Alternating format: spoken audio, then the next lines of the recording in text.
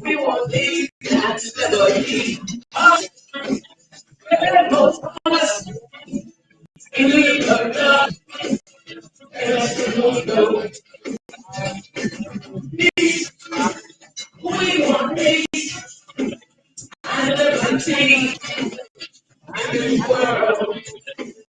No one's going around the edge, no one's going to walk on with the radiation, no idea of it, so it's done us. There goes us, see the God, and that's who we go. Peace, we want peace, and liberty in this world. Not for the speak. What do you mean?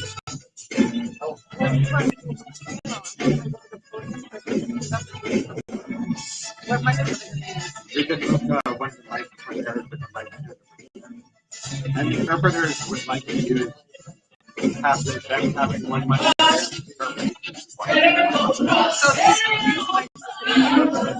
No, these are the audio for the We're just going to grab one over. No, they can just stay where they are. Yeah, those are the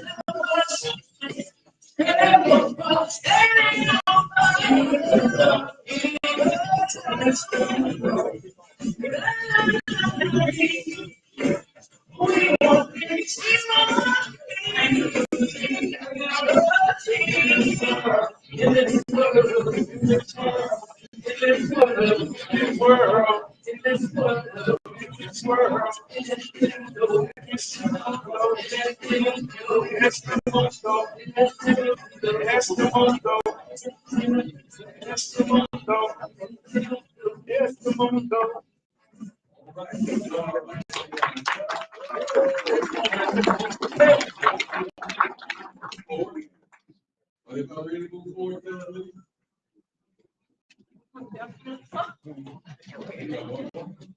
We got one more. This is going to be strike power. That's what this song's about. That's the theme of the strike power. And this song came about our music director, composed by the trained all those instruments.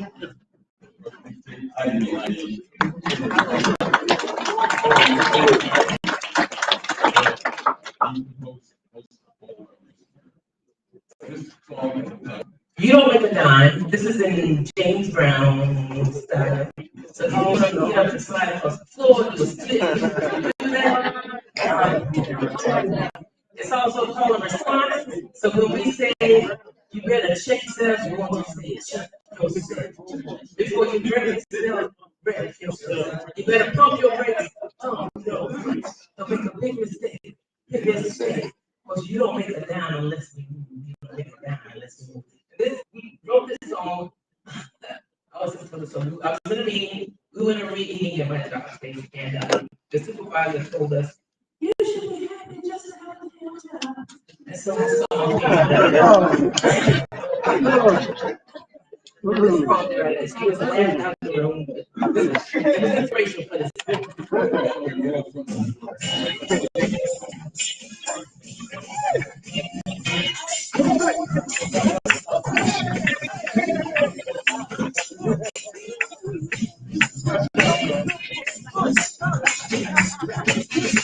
Well, man, we should be happy just to have a job.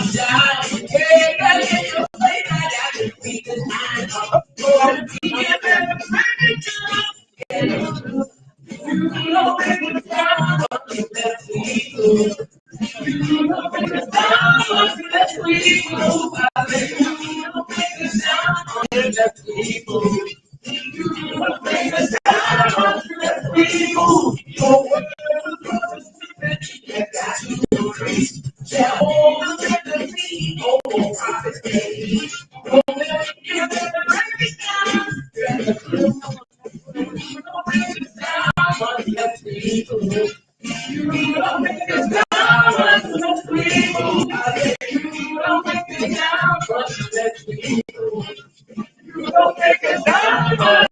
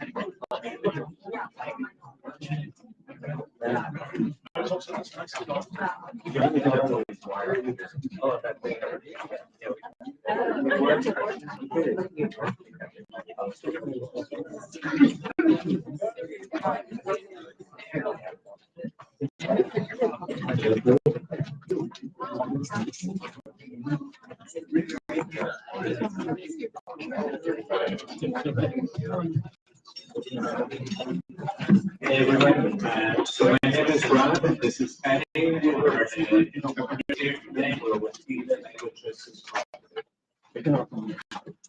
Hola a todos, soy mi compañero Ron y yo soy Karen, somos de la compañía musical de Monte. So we're going to be providing interpreting throughout this conference. So that's going to look and we're going to explain how that's going to work. Nosotros vamos a proveer interpretación en la conferencia y vamos a ver cómo funciona.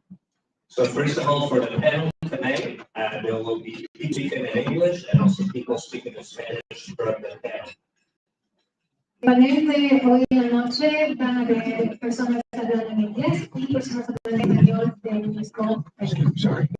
So when people speak in English, we'll be interpreting simultaneously for people who want to listen in Spanish using headsets. And when people are speaking in Spanish, we'll be interpreting the same way.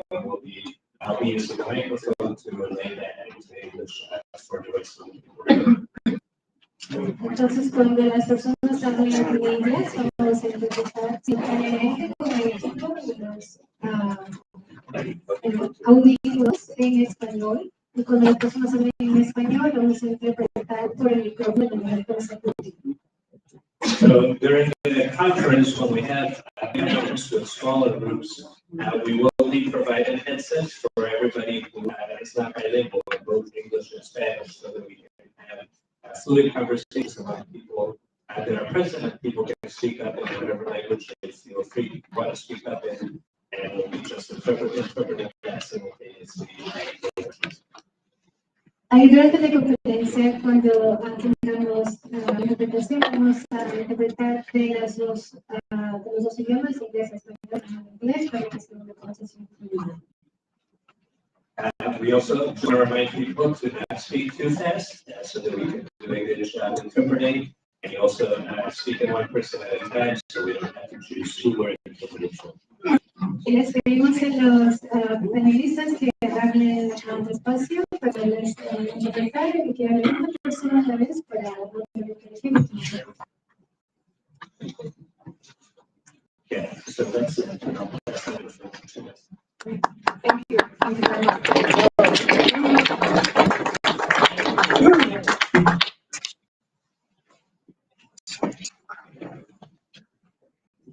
I have a very bad habit of skipping class, so I'm going to work really hard to not do that tonight.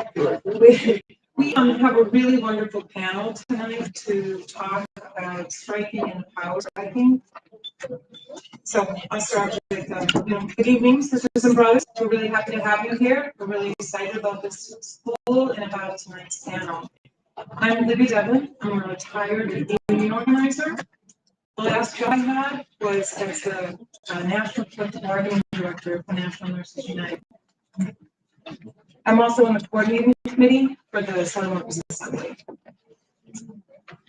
So there seems to be a myth in some parts of the labor movement that workers don't like conflict. So therefore, we shouldn't talk about strikes. We shouldn't plan for strikes. We shouldn't act on strikes. But I'm here to tell you that that is not true.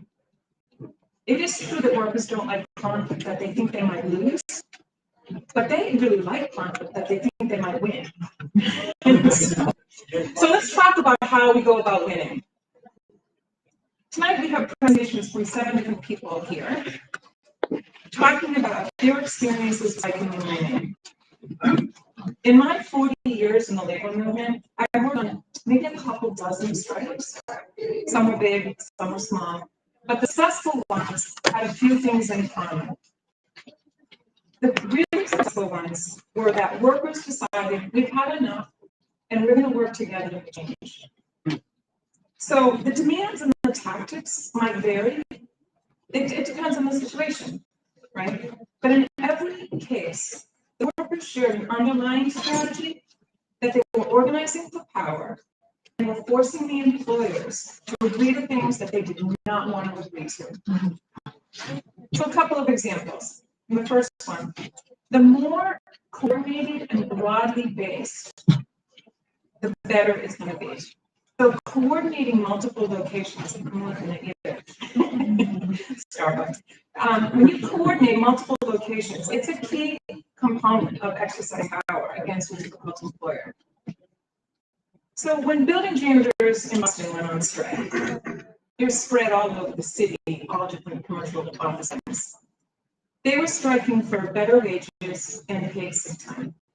So what they did was they deliberately planned to strike larger downtown buildings first. They followed up with the smaller downtown buildings And then they finally followed up with the suburban locations. Right? So they had a lot of different buildings out on strike, but it was done in a way that was very planned and very deliberate. At the same time, though, all of the workers from all of the buildings marched with the financial district in Boston every night. And they caused a gigantic crisis in the city. And so this forced the building owners and the cleaning companies to agree to the significant raises that the workers were demanding, and also to pay sick time first time ever for those workers. So it was a month-long, very militant, very coordinated strike, and in the end, it was wildly successful. Another quick example, when they were nurses working for a very large for-profit healthcare corporation, they were trying to improve wages and staffing. So they coordinated every aspect of the bargaining for 20 hospitals across 4 states, including 2 states in the South, Florida, Texas. And they coordinated their demands, they coordinated their messaging, they coordinated their tactics, including escalating activities, right? Starting in-hospital actions and then external actions like press conferences or informational picket lines. And then finally, they all went out on strike at the same time with the same demands. So all 20 locations on strike, same demands. It was only a 1-day strike. Pretty much immediately after that, the employer gave in to it. So that level of coordination was very successful.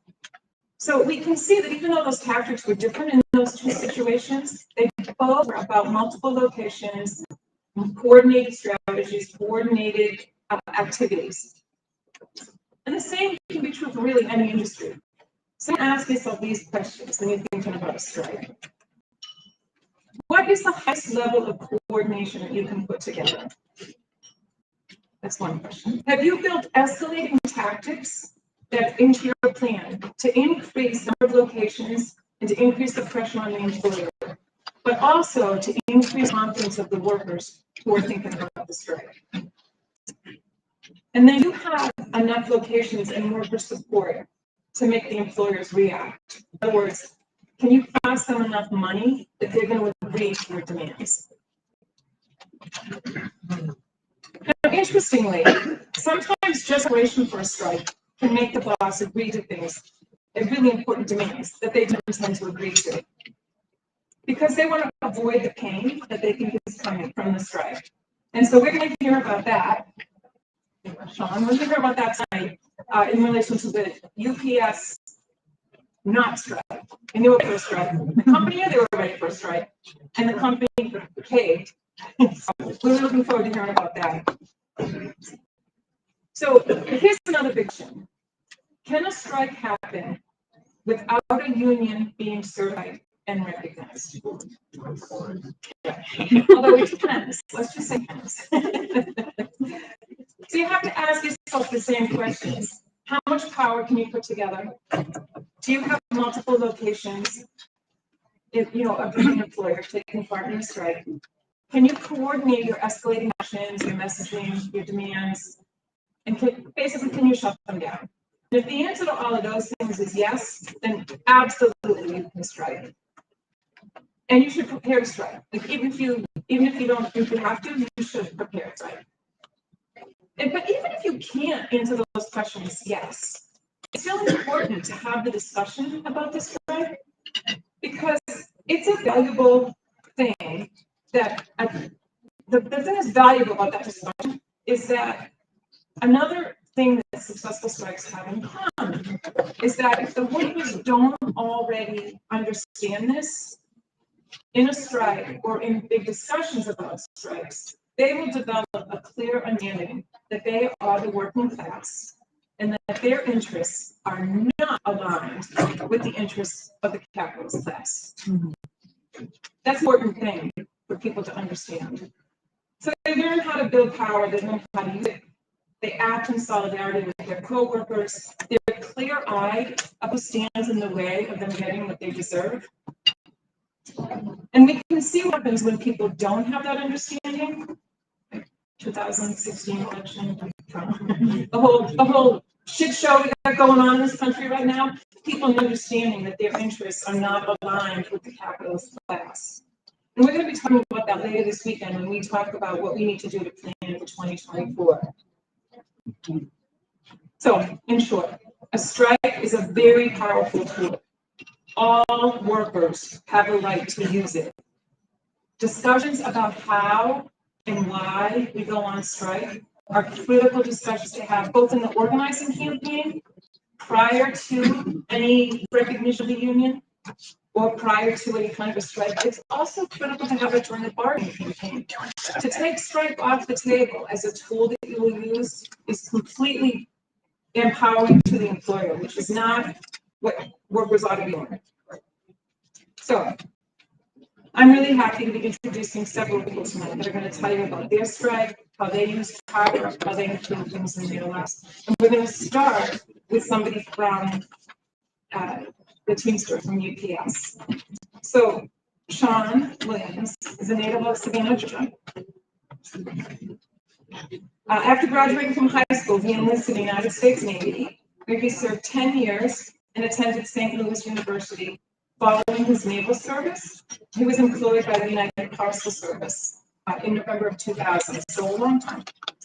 He became a member of the International Brotherhood of Teamsters Local 71 in January 2001, so right after he went to work there. He got introduced to the Teamsters for Democratic Union in 2016 and became a member pretty much right after that. Then he teamed up with some other TDU activists, and he ran for executive office at Local 71 in Charlotte. So he's from right here, he's trustee in that local now. And he has been serving as a Teamster student for over 22 years, and he looks forward to continuing to serve the union members in the future. And welcome, Sean.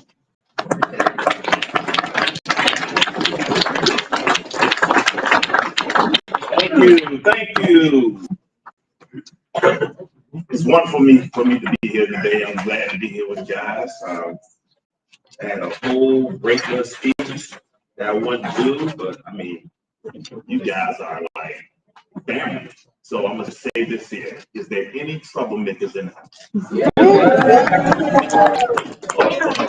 I'm a teacher. All y'all are working people. Let me say this again. Is there any troublemakers in the house? That's what I like to hear. That's exactly what I like to hear. Thanks for the introduction. Thank you guys for inviting me to speak with you all today. I am here from Local 71, where I serve as trustee. I've been working at UPS, working at UPS for 23 years. I'm a man who loves quotes. Okay, in my house, my wife has quotes everywhere, and it inspires me. Two of my favorite quotes is never, ever be afraid to make some noise and get in good trouble, necessary trouble. Who's that trouble? John Lewis. I don't know what John Lewis. No work is insignificant. All labor that uplifts humanity has dignity and importance, and should be undertaken with painstaking excellence. Dr. Martin Luther King. Exactly. As a TDU member and elected TDU officer, I just won my election for the steering committee. I learned to truly appreciate quotes and getting involved in being an activist. I just want to give you guys a little quick bit background about TDU. So TDU was formed about 1975, 1976 by a group of individuals who was tied to the corruption and the mob dealings within the organization. Okay.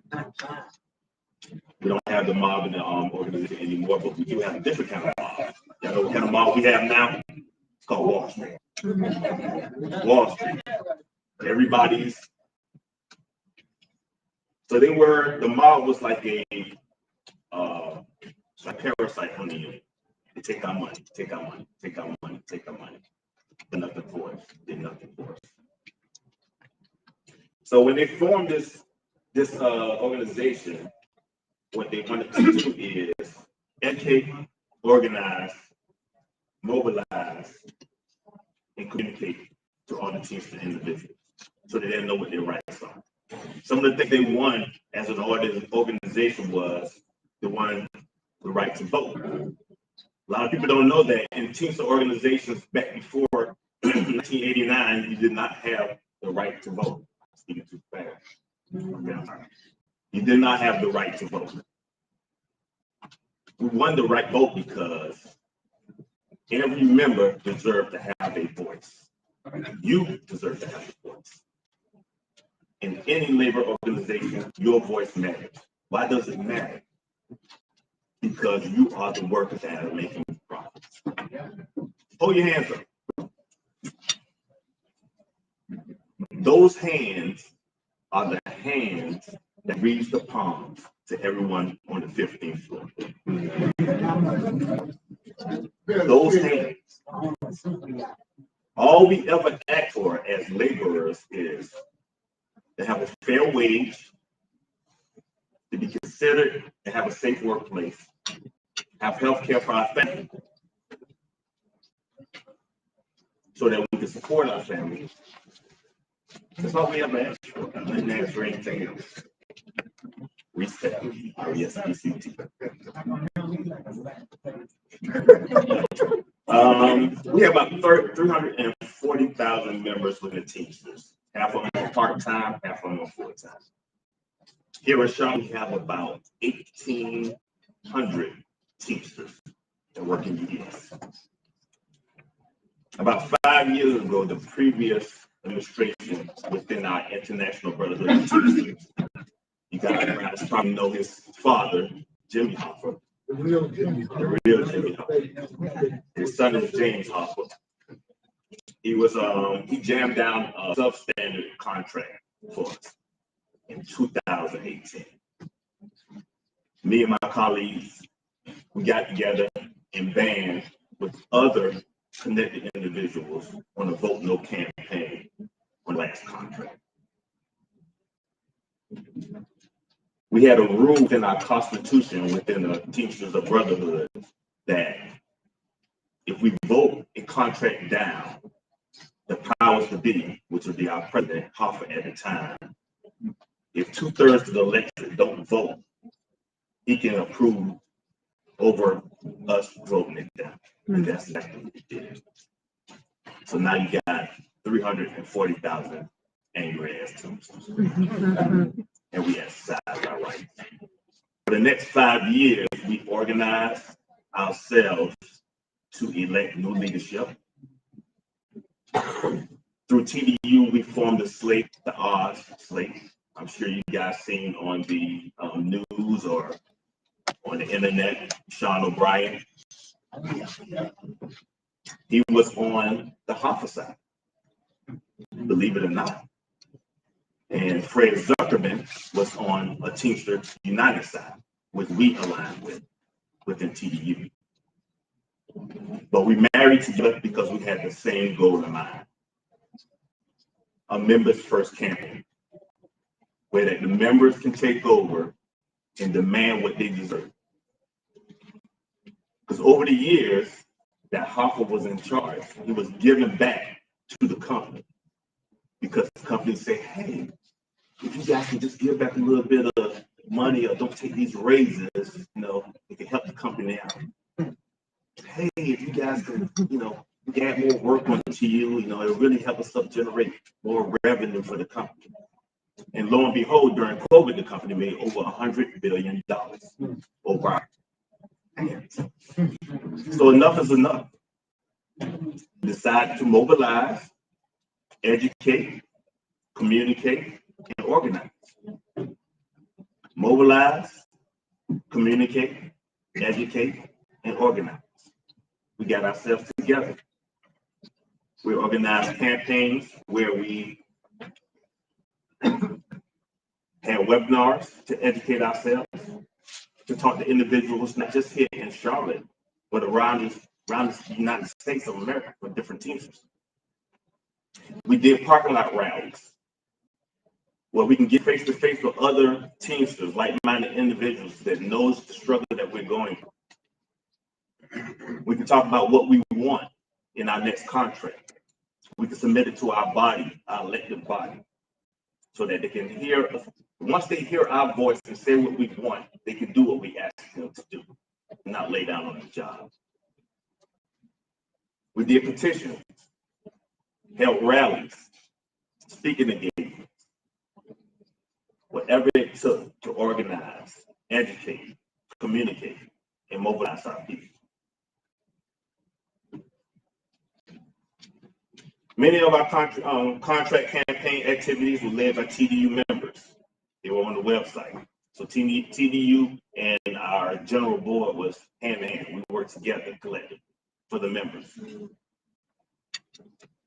TDU was the tail that wagged the dog that bit UPS in the ass. What did we get? Many of you guys probably heard that we won record pay increases that we had been neglected for many years, especially our part-time brothers and sisters. Because over the last 20 years prior to that, prior to 2018, our brothers and sisters were making $7 an hour. It was making $7 an hour. Now they make 21.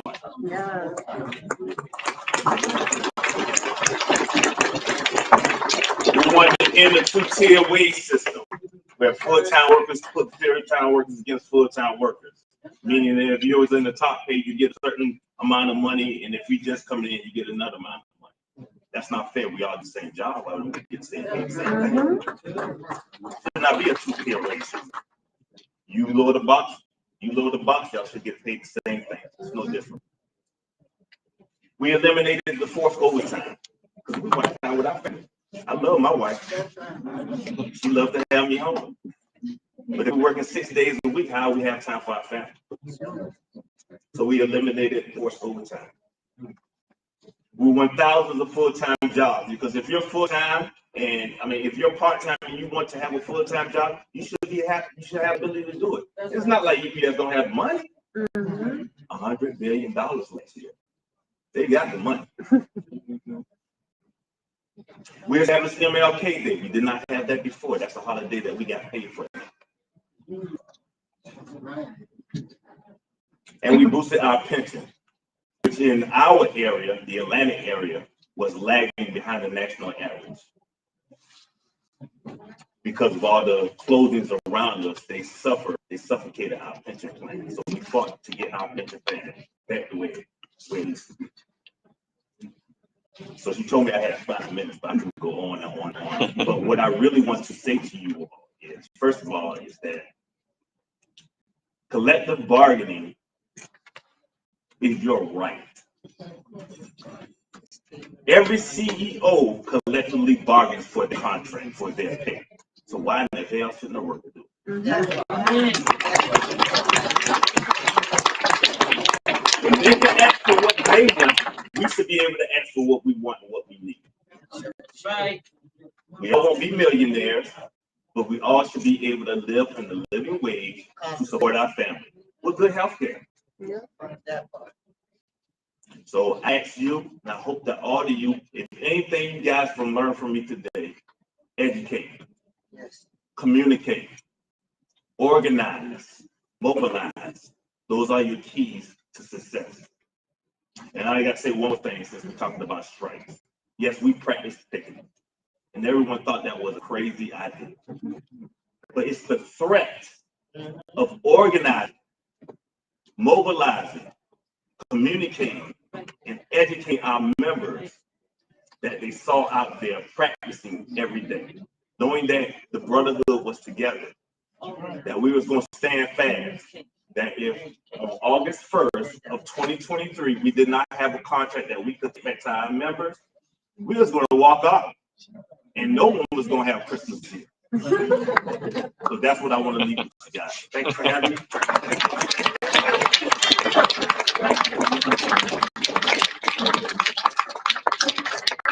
Yeah, thank you, Sean. The whole UPS campaign is so inspiring, and I think if there is going to be a change in this country, it started with that campaign was just brilliantly run. So well done.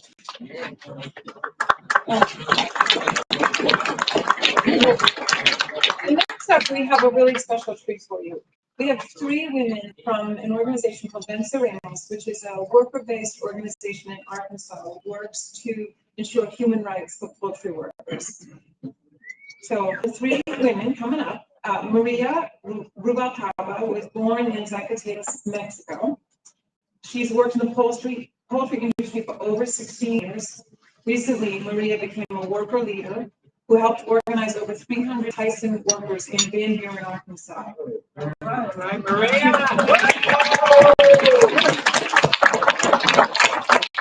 She joined Venceremos Poultry Core Group to help advance the human rights of poultry workers. Also, we have Marisol Corona. She's originally from Mexico City. She began working in different poultry plants in Arkansas in 1993. That's really a long time. She worked for Tyson Foods for 15 years. Marisol was part of the worker leaders leading the strike at the Tyson plant in Van Buren, Arkansas. And she recently also joined the Venceremos Poultry Core Group because she wants to continue fighting for justice for all poultry workers.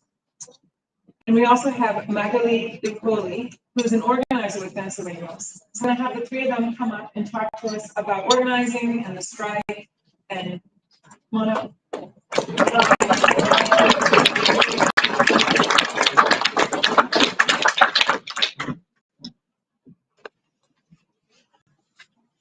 Hola, buenas noches. Mi nombre es Marisol.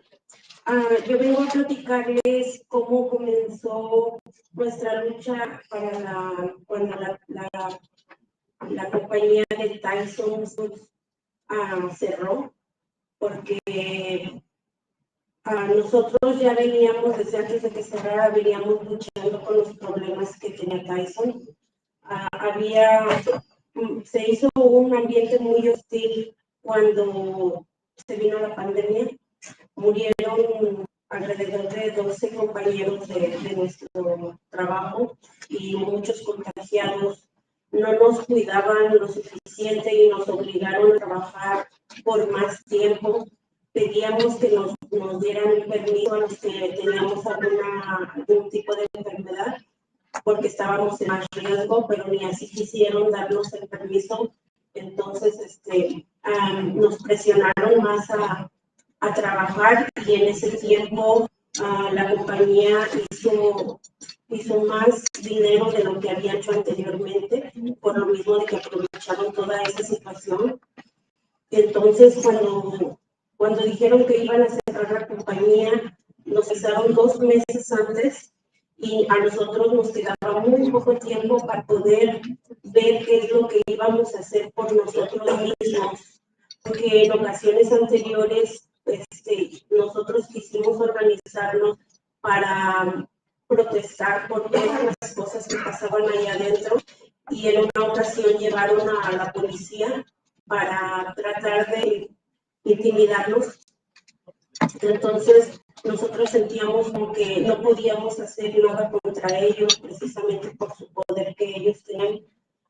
Pero gracias a Dios nosotros supimos de una organización que ayudaba, y nosotros, sin tener ningún sindicato, tuvimos que buscar la forma y acudimos a la organización de Venceremos para que nos pudieran apoyar, y gracias a ello duramos 5 días afuera de la compañía, y más o menos fueron como alrededor de 300 trabajadores los que participamos, o un poco más. Para mí esto fue bien importante, porque me di cuenta de que aunque la compañía fuera bien poderosa, también los trabajadores podemos tener poder unidos. Pero también es difícil tratar de hacerle ver a la gente, a los compañeros, que unidos podíamos hacer algo. Muchos no participaron por lo mismo de que nos intimidaban, nos amenazaban de que nos iban a correr, nos amenazaban de que no, cuando cerraran la compañía no íbamos a tener derecho a poder pedir que nos dieran vacaciones, que no nos iban a dar nuestras vacaciones. De varias formas nos estuvieron amenazando, pero yo creo que el coraje fue más fuerte, porque también nos dijeron que solamente nos iban a dar $1,000 por nuestros años de trabajo, cuando vemos gente. Bueno, en mi caso yo tenía 15, pero había gente hasta de 40 años y considerábamos que no era justo que $1,000 se nos diera por tantos años haber dejado ahí, y aparte éramos demasiadas personas con daños en nuestras manos, principalmente en nuestras manos. Algunos que se habían caído pues tenían hasta problemas de caderas. Y entonces, si no nos hacían caso cuando estábamos trabajando y que la compañía estaba abierta, ¿qué iba a pasar cuando cerraran y qué iba a pasar con nuestros problemas de nuestras manos? Yo tengo una cirugía aquí y me falta otra de acá, y gracias a Dios porque nos pusimos en contacto con Venceremos y ellos nos orientaron, ellos nos ayudaron a organizarnos y a luchar. Y creo que fue una lucha que de cierto modo la disfrutamos, porque aprendimos que no tenemos que tener miedo y que ellos tienen también que respetar nuestros derechos. Pero cuando nosotros no sabemos de nuestros derechos, pues estamos como la persona que no ve, ¿verdad? Entonces aquí mi compañera va a decir otras cosas acerca de lo que pasó en la huelga que hicimos y cómo fue que nos organizamos. Gracias.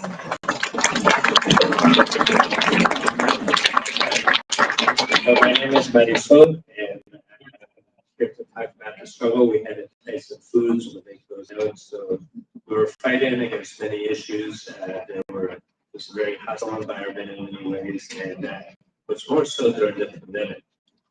So we saw a lot of 12 people who died actually in the company. There were many people who got sick during that time. There was a lot of people who were out of the job, and we were, asking for permission to be away from the job when somebody was sick, when somebody was in danger, but they wouldn't give us that. So there was a lot of pressure on us all the time. The company was making lots and lots of money during all this time. So they were talking about closing the company, and they were only going to give us 2 months. This was just not enough time. So we started to organize.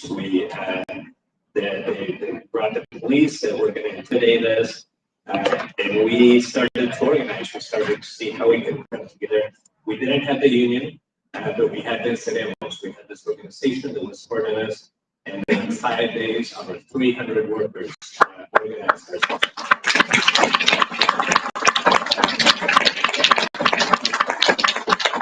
This was very important for us because we had this very powerful company, but we saw that the workers were powerful as well. We could confront.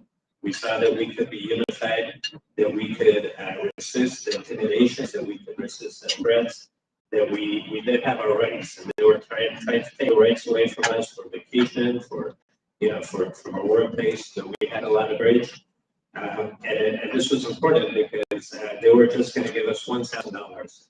That's all they were going to give us. There were people who had been there for 15 years, had been there for 40 years. It was so much time that we had spent working here, and they were just going to give us a pittance. And not only that, there were many of us who had injuries in our hands, injuries in our hips. I have a couple surgeries. I had one already in my hands. I had another one coming up. So there was a lot of that we had put on the line.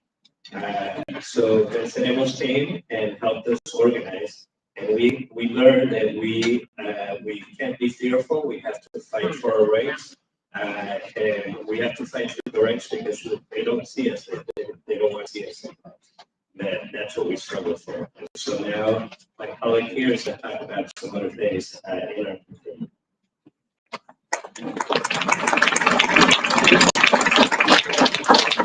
Buenas noches, mi nombre es María Rubalcaba, como ya me presentaron. Pues igual como dice mi compañera, nosotros tuvimos un gran problema después del COVID.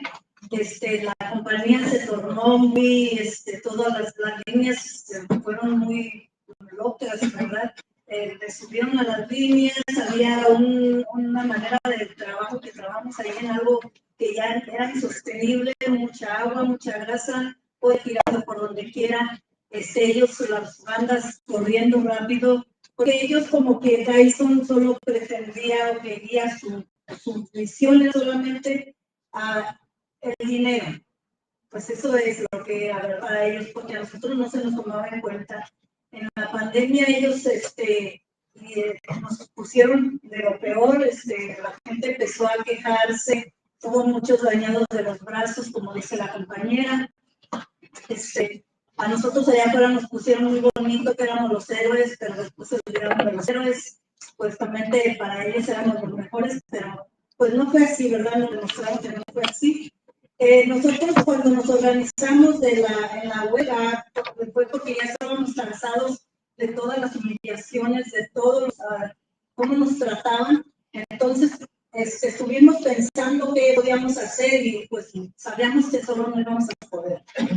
Miramos, buscamos una organización, gracias a Dios encontramos a Magali, Venceremos, que fue un apoyo grandísimo, como no tienen idea. Aparte de ella, pues también tuvimos muchas organizaciones que se asociaron con ella y nos apoyaron, nos mandaban comida cuando estábamos en la huelga, nos apoyaron de muchas maneras. De hecho, se hizo una colecta que también, pero como éramos muchos trabajadores, pues se juntaron $16,000. Pero pues éramos bastantes trabajadores, éramos más de 300, como 325, pero al final vinieron quedando aproximados a 300. Pero no sabemos ni cómo pasó que juntamos toda esa gente. Al principio unos se quejaban, pero ahí seguían. Al final, pues tuvo un gran impacto. A pesar de que no teníamos un sindicato, esto tuvo un gran impacto. ¿Por qué? Porque nosotros nos sentimos poderosas. Nosotros dijimos como que nuestra autoestima volvió a nosotros. Y también tuvo un gran impacto para Tyson. Porque Tyson fue, pues sus ventas le bajaron. Dicen que algunas compañías le cancelaron. Y pues por supuesto también como es de mucho prestigio, pues también eso bajó, aparte que teníamos muchos reporteros de televisión, salían las noticias y eso como que siento que lo atacaron. Entonces ellos cuando ya sintieron eso, salían y nos decían, métanse, nosotros no les vamos a hacer nada, no vamos a hacerlo en contra de ustedes. Y no, pues es que nosotros queremos que ustedes también accedan a lo que estamos pidiendo, ¿verdad? Nosotros no pedíamos así un cierto cantidad de dinero. Nosotros solo queríamos que se nos indemnizaran de acuerdo al tiempo que teníamos ahí trabajando. Había, como dice mi compañera, había personas de 40 años y 45, y le digo, pues dice que nos van a dar $1,000, un bono de $1,000, lo que nos va a quitar los taxis van a quedar 600. ¿Cuánto crees que va a tocar por año que trabajaste? Como $15 se van a venir dando con esos 600. Y sí decían, yo ahora me arrepiento de no haber salido a la huelga, ahora me arrepiento de tantas cosas que ellos nos hicieron. Pues sí, porque la verdad, ellos, Tyson es una compañía que habla muy bonito para afuera, pero adentro es otra cosa. Nadie queremos que vivan eso. Nosotros pues ahora estamos ayudando aquí con Venceremos. Y yo sí daría un consejo a todos que no tengamos miedo cuando queramos hacer una huelga o cuando alguien nos pida que si podemos apoyarlos en una huelga, porque sí se puede. Nosotros al principio, siendo personas que no sabíamos nada de nada, pues nos fue llevando el buscar y el querer y el deseo. Encontramos a Venceremos y ahí, gracias a Dios, que el día que venimos a Springdale a hablar allí en corporación, teníamos más de 20 corporaciones que nos estaban apoyando. Nosotros llevamos todas esas nombres de esas corporaciones, instituciones que nos estaban apoyando, y pues ellos, ahí Tyson sí se preocupó, sí lo vimos muy preocupado, porque siempre nos pedían, no, regresen, no les vamos a hacer nada, no les vamos a tomar represalias, no les vamos a poner puntos, no les vamos a hacer esto. Y todo el tiempo querían estar hablando con nosotros para que regresáramos, pero nosotros nos pusimos en un solo lugar, ¿no? Hasta que ustedes no logremos lo que nosotros queremos. No lo logramos todo, pero sí logramos algo. Como dice la compañera, están dándole seguimiento a muchos casos de personas dañadas. Y pues forzados también con abogados, pues ahorita tienen que hacerlo porque los tienen presionados. Entonces sí se puede, compañeros, y pues ojalá que como estos sindicatos también apoyen aquellos lugares que no hay sindicato, porque nosotros les sufrimos en su momento, pero como les digo, gracias a Dios encontramos, venceremos, y ese fue un soporte como no tienen idea. Muchas gracias y buenas noches.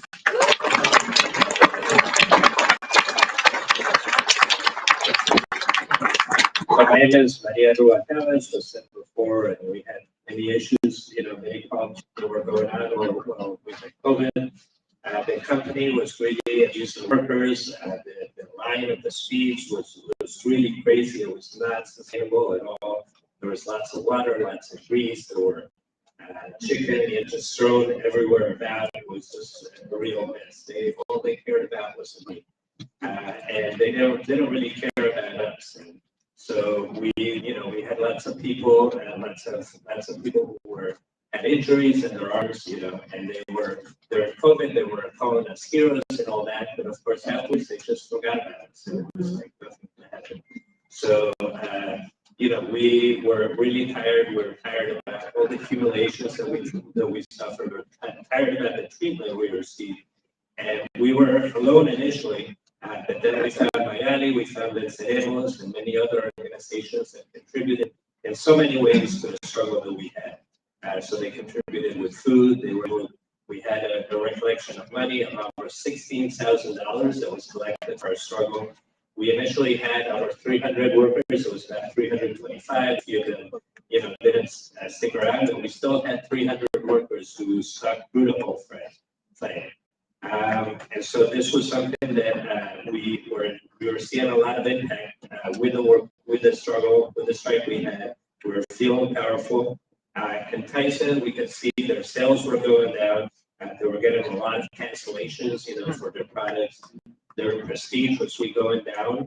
And this was because they were in the news. There was a lot of coverage of what we were doing about the strike we were carrying out. And so we could see that we were having an impact.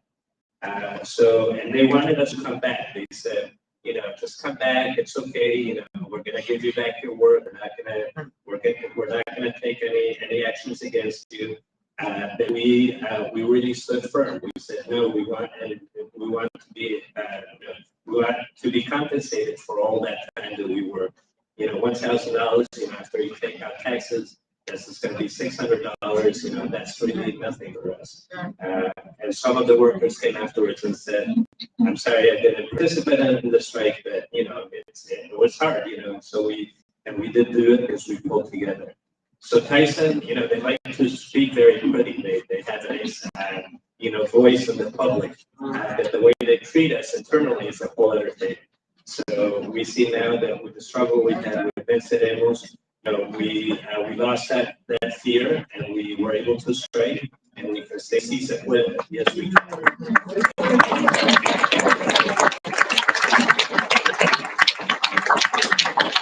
So we saw when we got to spring sale, we saw there were over 20 institutions that were in support, and that's when Tyson really started to worry. They saw that we had a lot of support behind this. They kept saying, come back to work. We're not going to do anything against you. So we stood firm. We're saying no. We want the demands we have been stating all along. We didn't get everything, but we did achieve a lot of what we wanted to. And even a lot of the people who were injured, there's follow-up happened with them. There's lawyers who are involved, and that's part of the reason why there's follow-up, and there might be compensation for that. And there's a constant pressure that it's continuing. So, si se puede, yes, we can. And we know that we appreciate all the support from Venceremos because that was something that really helped us a lot. So we see a lot of unions here, and we appreciate the support, and hope that you continue to struggle with us.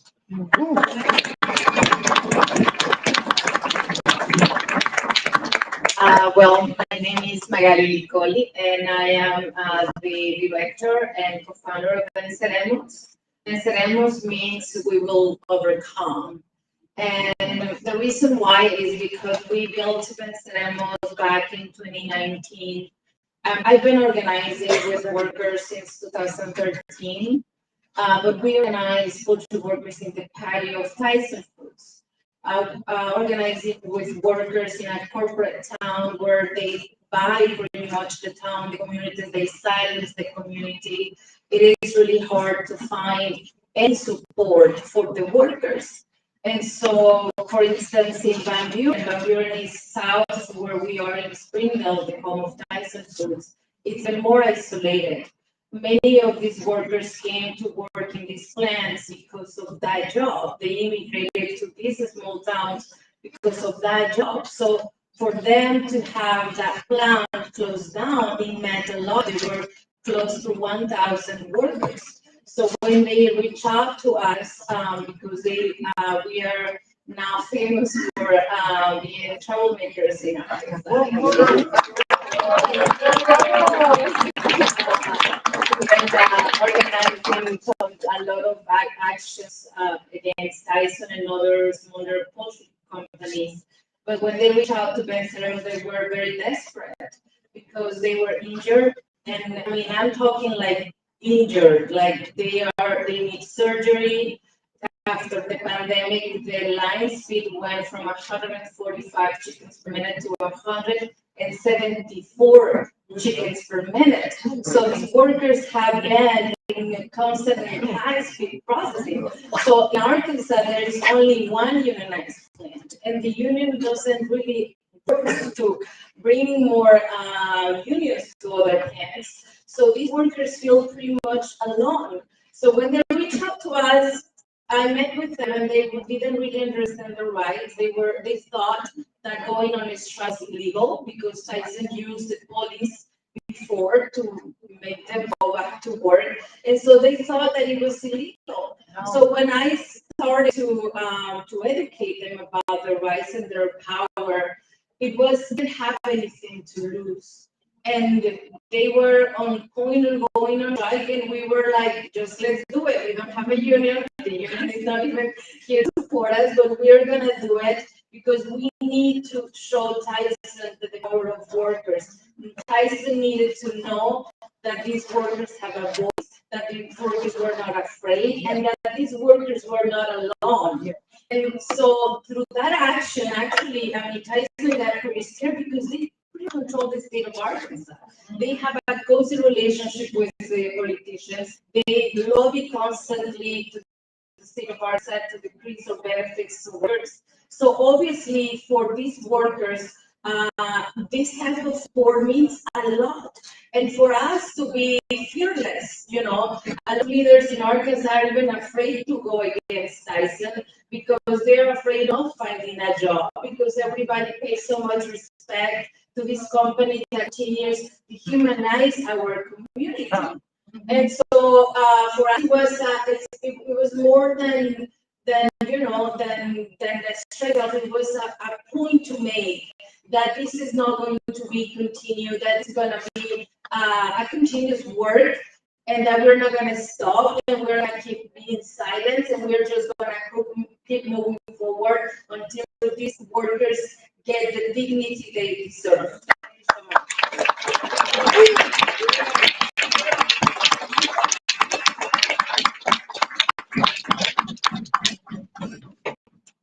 I wanted to add a point to what makes a successful strike. First, fearless leadership. Wow.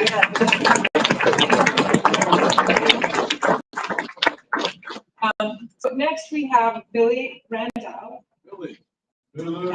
Billy's fight for justice began when he was indicted for invading the draft during the Vietnam War.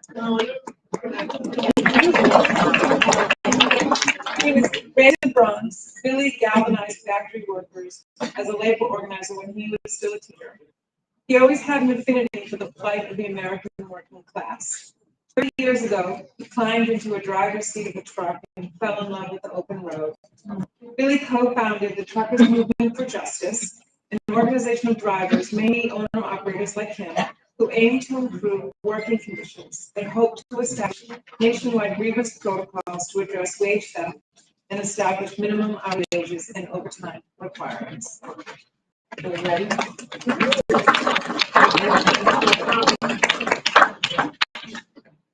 Greetings, brothers and sisters. Peace and solidarity. Thank you for the introduction. It was only 5 years ago, because I opened my mouth in front of the judge. I shouldn't have done that. A brother from the Teamsters made a few quotes. I'm going to do one too, from our late deceased brother John Lewis. If not us, then who? If not now, then when? It's now, and it's us. Feel it. One of the greatest organizers this country ever produced, once at a training class for an organizer school he set up, there was a question from one of the people in training about striking. And he told me, and I've repeated this 1,000 times if I have repeated once over 50 years I've been organizing. If they know you can do it, you will never have to do it. Keep that in mind. Organizers at some point, they teach by telling stories. So I'm going to bore you with a couple of tales.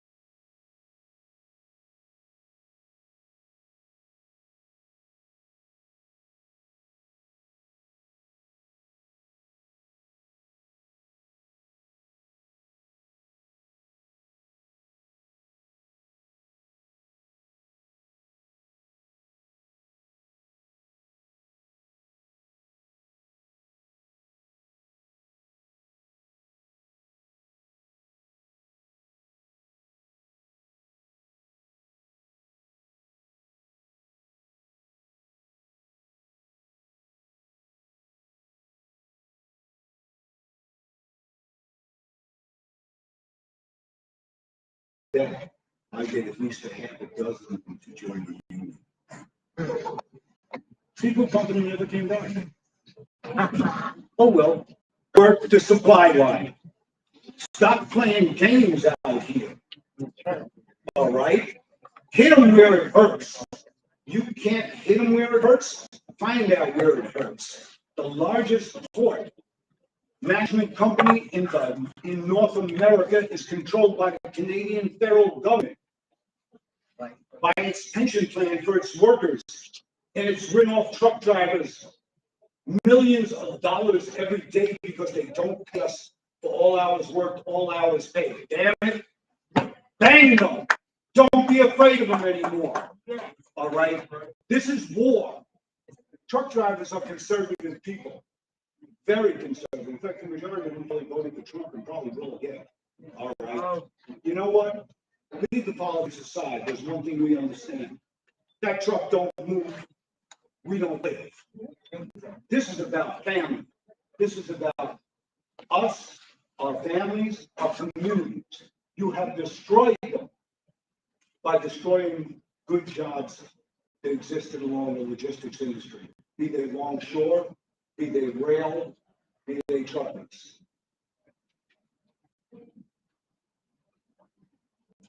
Another example from a long time ago.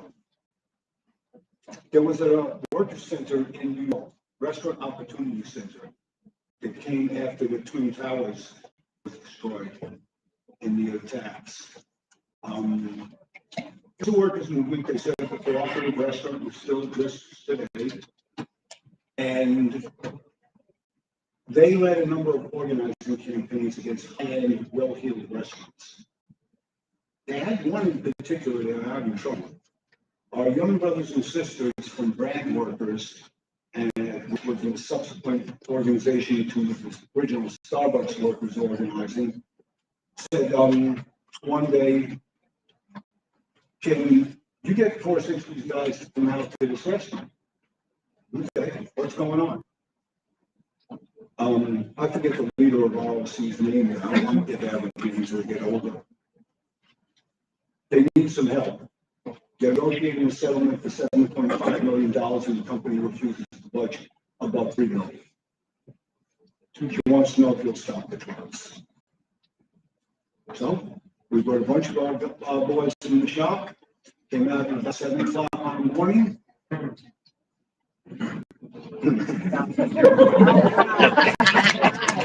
Guess what? We didn't talk at the 7 million, we got 6.5 a week later.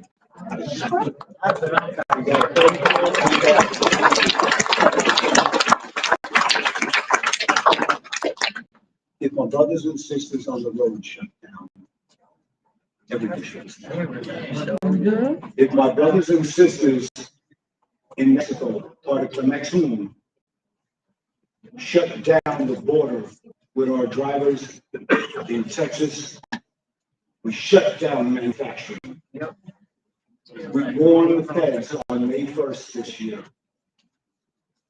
I'm done talking to you. I'm done going to your bullshit political meetings, watching you try to blow smoke up my rear end. I'm tired of that.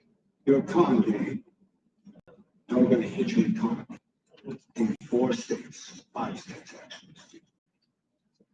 And where we hit it, we're going to devastate it. Energy, food, and manufacturing. As the reporter who did the Perfect Union piece said, Billy's kind of wild. A late sister who was part of Black Organs for Justice for many years. May she rest in peace. There's not many of us left in those days. On her deathbed, said to me, "Oh man, what the hell are you going to do?" I said, "I'm tired, Chris. I'm too old now." He said, "Damn it, you ain't too old. What are you going to do?" I said, "If we get a chance, we're going to shut down I-95 from Maine to Miami."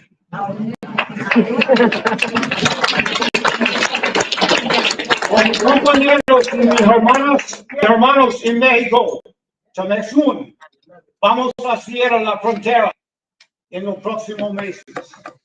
To my brothers and sisters in Mexico, part of Tamexun, in the coming months, we're going to shut the entire 800-mile border with Mexico and destroy the manufacturing economy on both sides. And as a parting shot on strike tactics, not to take away anything that UAW did, because I salute the rank and file and the leadership. If the workers leave, the leaders follow. But here's another point they could have done. As you reached out to Mexico and shut down the big three plants, the maquiladoras in Mexico, you would have been out 47 days. Peace and solidarity, everybody.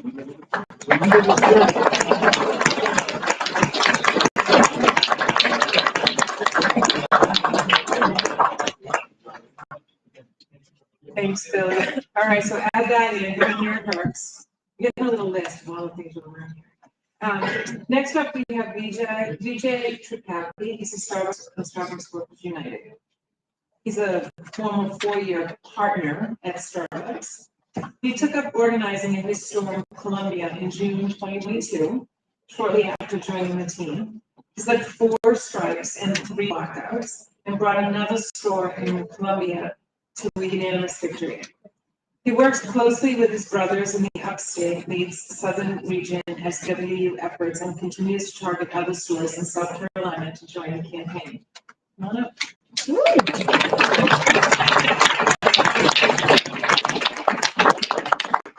Well, I don't have to live up to Billy, but I'm gonna try my best. Don't worry about it, just make me laugh.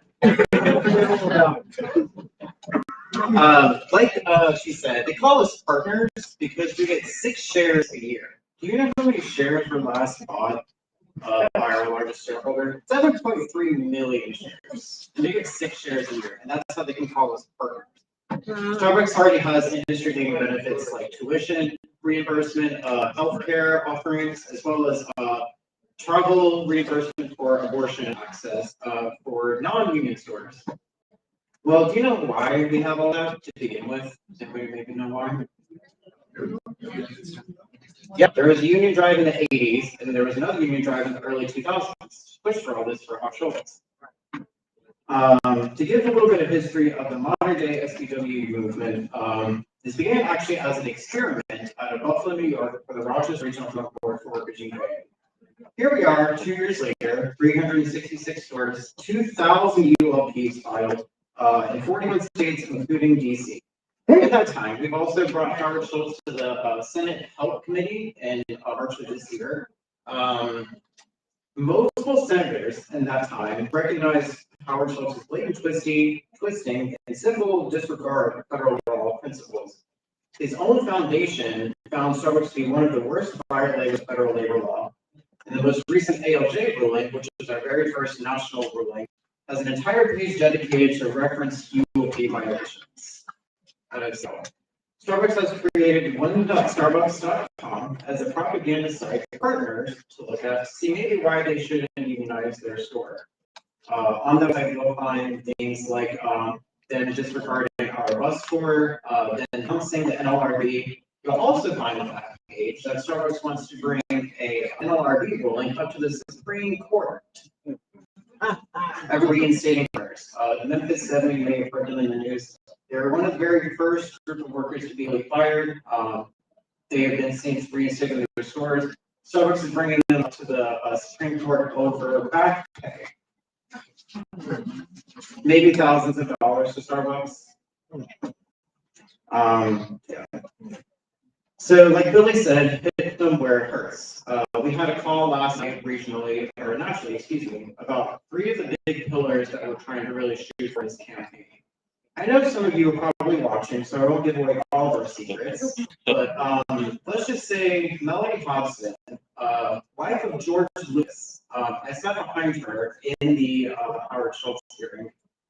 She was invited from 2 events in Chicago because partners, she was supposed to give out awards, because partners wrote to those organizations and told her, do not bring her. And she was disinvited. And she is one of the largest board members on the board. Another thing that I really want to talk about is how many of you guys go to Starbucks pretty rarely?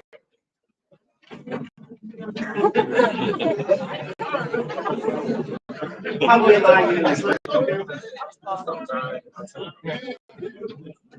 It's not great. Why do you think you go so? It's brand recognition. Too expensive, isn't great, and like eats up a lot of your paycheck. Well, a lot of sugar and a lot of caffeine, that is probably the psychoactive drug of capitalism, and why they're so successful. They've got you addicted. A tall ice latte can cost $5.45 for 12 ounces, of which half of that is ice. And a lot of you in this room have to work for maybe 15 to 20 minutes to get that drink. So a lot of us talk about workers having a lot of the power here. But as a brand as big as Starbucks, that's also in bases in Afghanistan for soldiers to purchase coffee, you guys have the power. Not necessarily us. There's over 9,000 stores in this country, and we've only certified and organized 3% of them.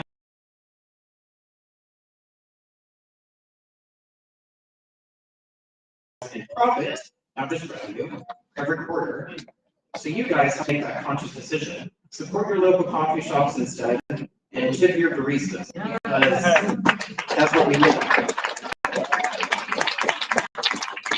Speaking of tipping, a lot of you have probably seen at non-union stores, there's an option to tip on your credit cards.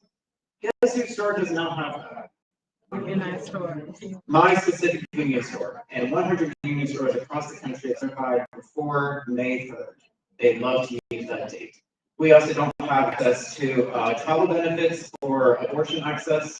Starbucks also likes themselves on a pro-LGBT brand that is very pro-gay and very pro-justice efforts in the country. Well, a partner in my store has no longer coverage access to her HRT medicine, so she has to pay out of pocket for that. That's 80% of her paycheck, and she can't afford rent. You know what the worst part of it is?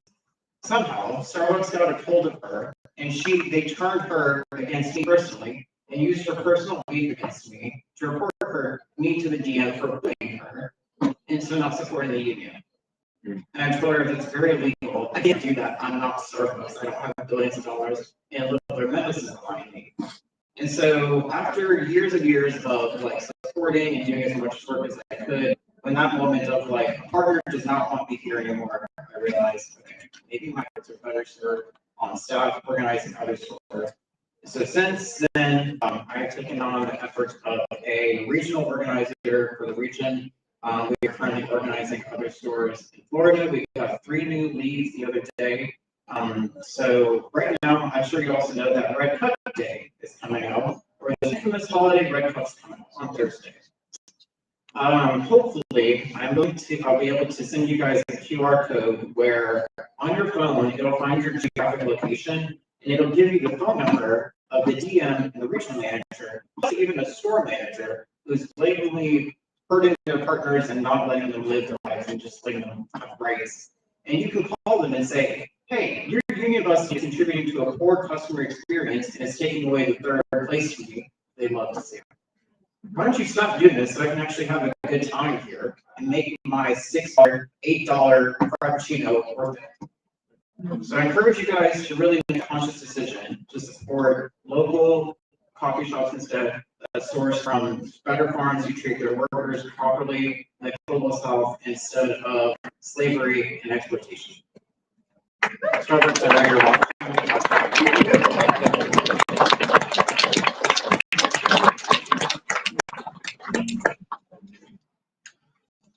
Thank you. That was really, Starbucks is everywhere. And so you want to talk about a place that you can do multi-locations, Starbucks is it. Okay, next up we have Marshall Perry. He's a City of Durham solid waste operator. He's part of the Durham City Workers Union.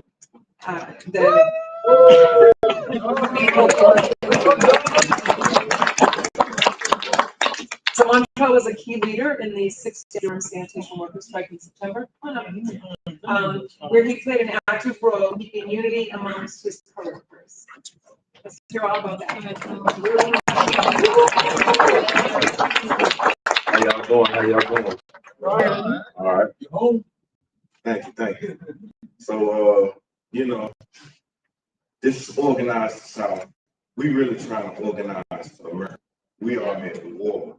We are at war. Like, this is a big, big war.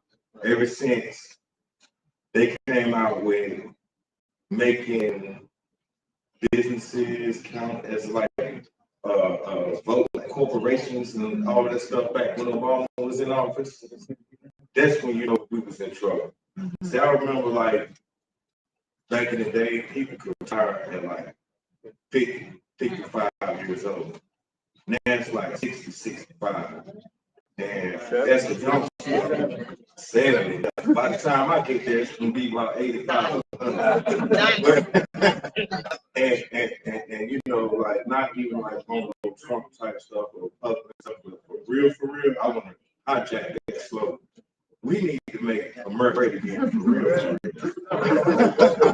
Like we really need to make America great again. Like, you know, like it was a time where, you know, you could work a little factory job for, you know, 20, 25 years, raise a family of 7, 8, and have food on the table, and, you know, stuff like our grandparents had.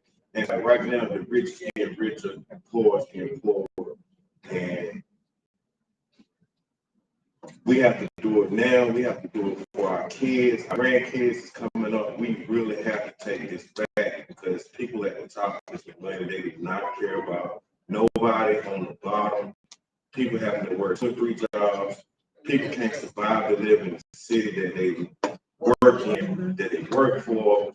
And we have to stay strong. And I mean, it's going to take everybody. So I definitely believe in unions, striking, doing whatever we have to do. And where I'm from, we can't even really call it a strike. We call it like a sit down. But it's really a strike. And we got to strike hard, like really hard, you know. And I got a few of my brothers here to go with me. What's up?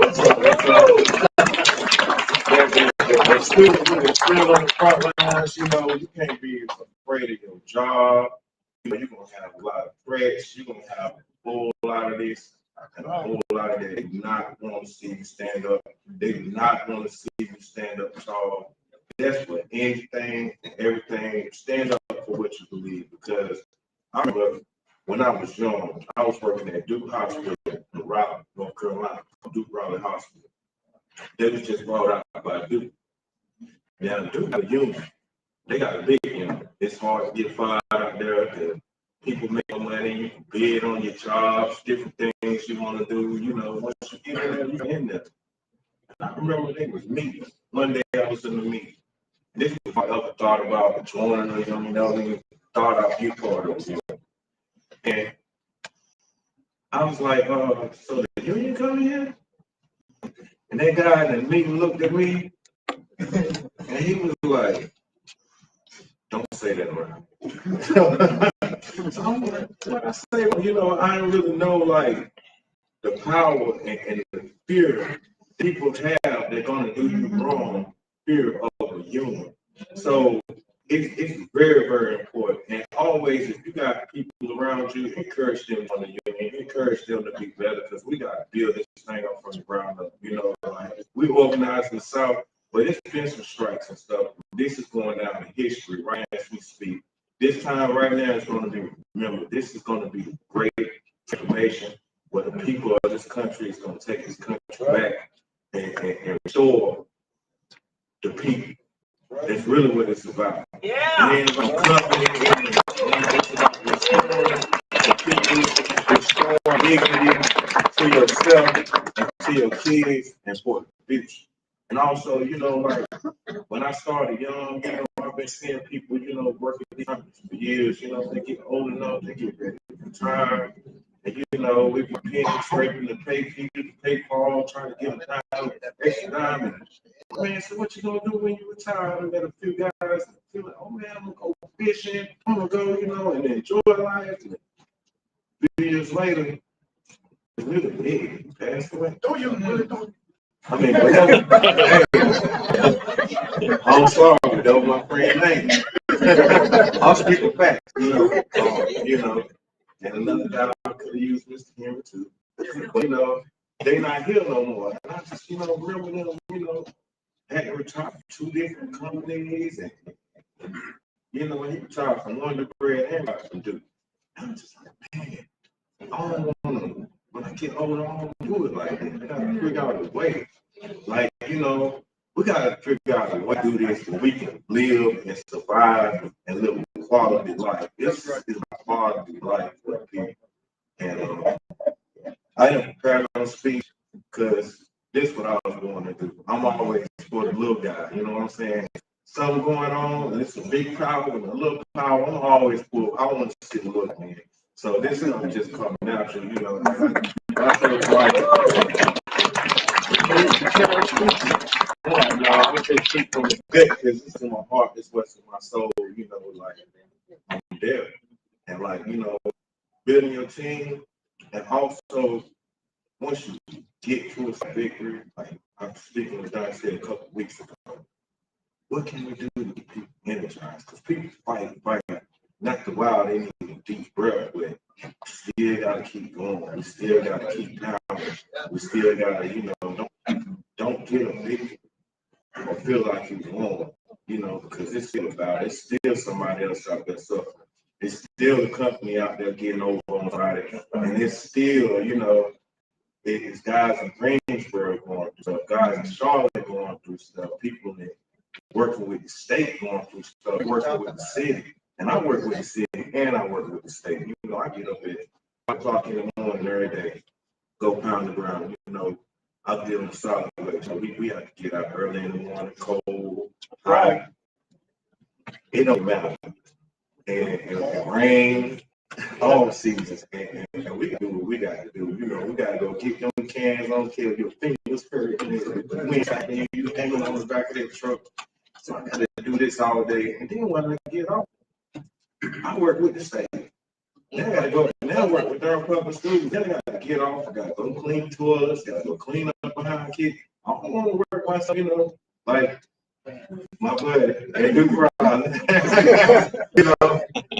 And he was just working one job every day. I'm working 2 jobs. I'm like, man, stuff I don't want to do, I'm doing. So I keep thinking about, doing strike power, building this. So this is something I want to do. And this is something I know is a good cause. And it's something that I know that really got to be done.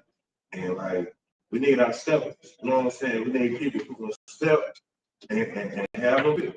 And look, get with your city council, get with whoever in your city, whoever you ready, whoever at the house, whoever at the Senate, whoever at the White House, we gotta let them know that the people is here, the people is back.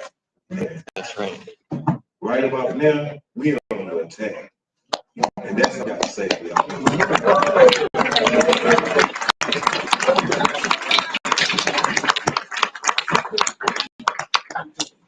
I would say never prepare a speech because that was.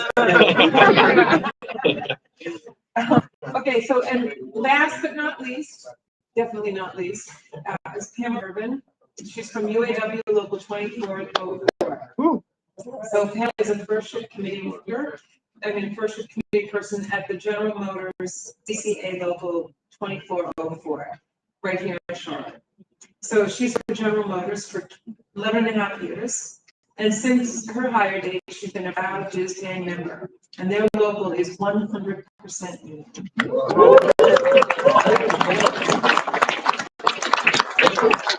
They walked out on strike on September 22nd at exactly 12 p.m., and they held that line until November 1st when the International Union called them back to work.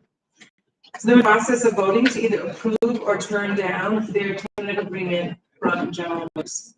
When Pamela is done, I think we're going to have a little time for some question and answers, and so don't just run out the minute she's done. Come on up, Pamela.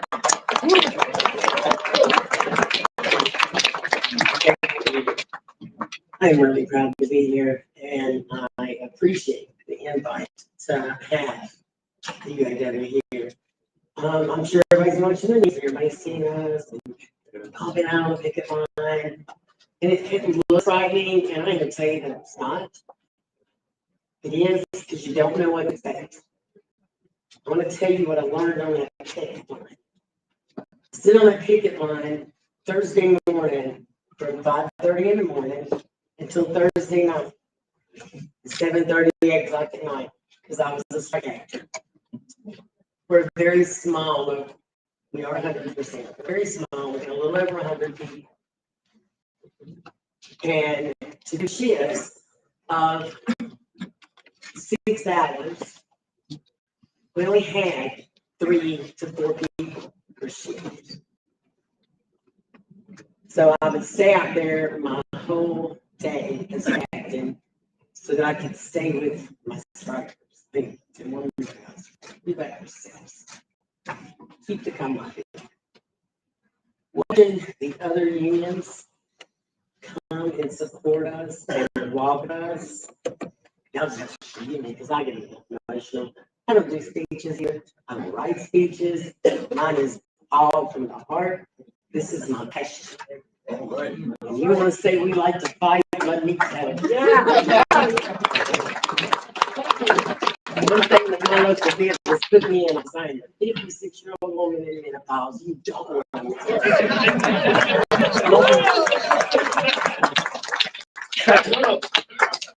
I love my union. I really. But I learned on that strike line that brothers and sisters, yeah, we don't have to be blood. You call us, we're going to be. You need somebody come stand with me, you in touch with me. I need somebody to come with me. We'll be there. We'll be there. We will be there. It is, you know, I'm sure everybody knows about GM's agreement. Those, yeah. The big three, the only ones that are all over the news. Everybody knows. Every freaking minute of it. Sean Fain did the ultimate stand-up strike. Yes, he did. He absolutely did. Our management didn't know we were walking. This man is so good. We didn't know we were walking. When he announced on Facebook for us to stand up, we were all at work. I had 2 hours to get with our president, our chairman, and get everybody together and get them out back to work. We have a clue. So we're trying to organize people. You know, you just go that way because we didn't want everybody cracking up at the turnstiles. But we also had to clear out our offices because they have keys to our office. I don't leave anything in there for management to go through. So he did so good. We didn't even know he pulled off stuff. Yes, he did. He did. But yeah, as y'all organize, y'all get together, y'all fight. Don't think about that. Oh no, hell no. Let me tell you, we might ratify this agreement, but our fight is far from done. There is a lot more we want. And we'll be back in 2.5 years to get it. Because we know what the profits are. Understand everything that your employer is making. They're making it. You are. You are. And you have it to some of it. You know, we don't want it all. We just want to sleep. We want to be able to buy the cars that we want. Right now, I can't go out and buy one of their EVs they're coming out with. There is no way I could go out on my pay and buy one of those cars. Much less place to buy it. They are not dealing with the cars. So, you know, everybody has a right to a piece. You're making those profits. You're the one sweating. You're the one getting the blisters. You're the one breaking your backs. So stay together and call on each other. That's my main thing. Call on each other because that's where your support's going to come from. You're going to meet people. I spoke with retirees that their struggle is way different than what ours is now. But just to hear their stories was awesome because it made you feel connected. You will find that unions We don't care who you are. We don't care what union you're with. I'm with the UAW. Brothers over here are Teamsters. Thank y'all for not crossing our picket lines. But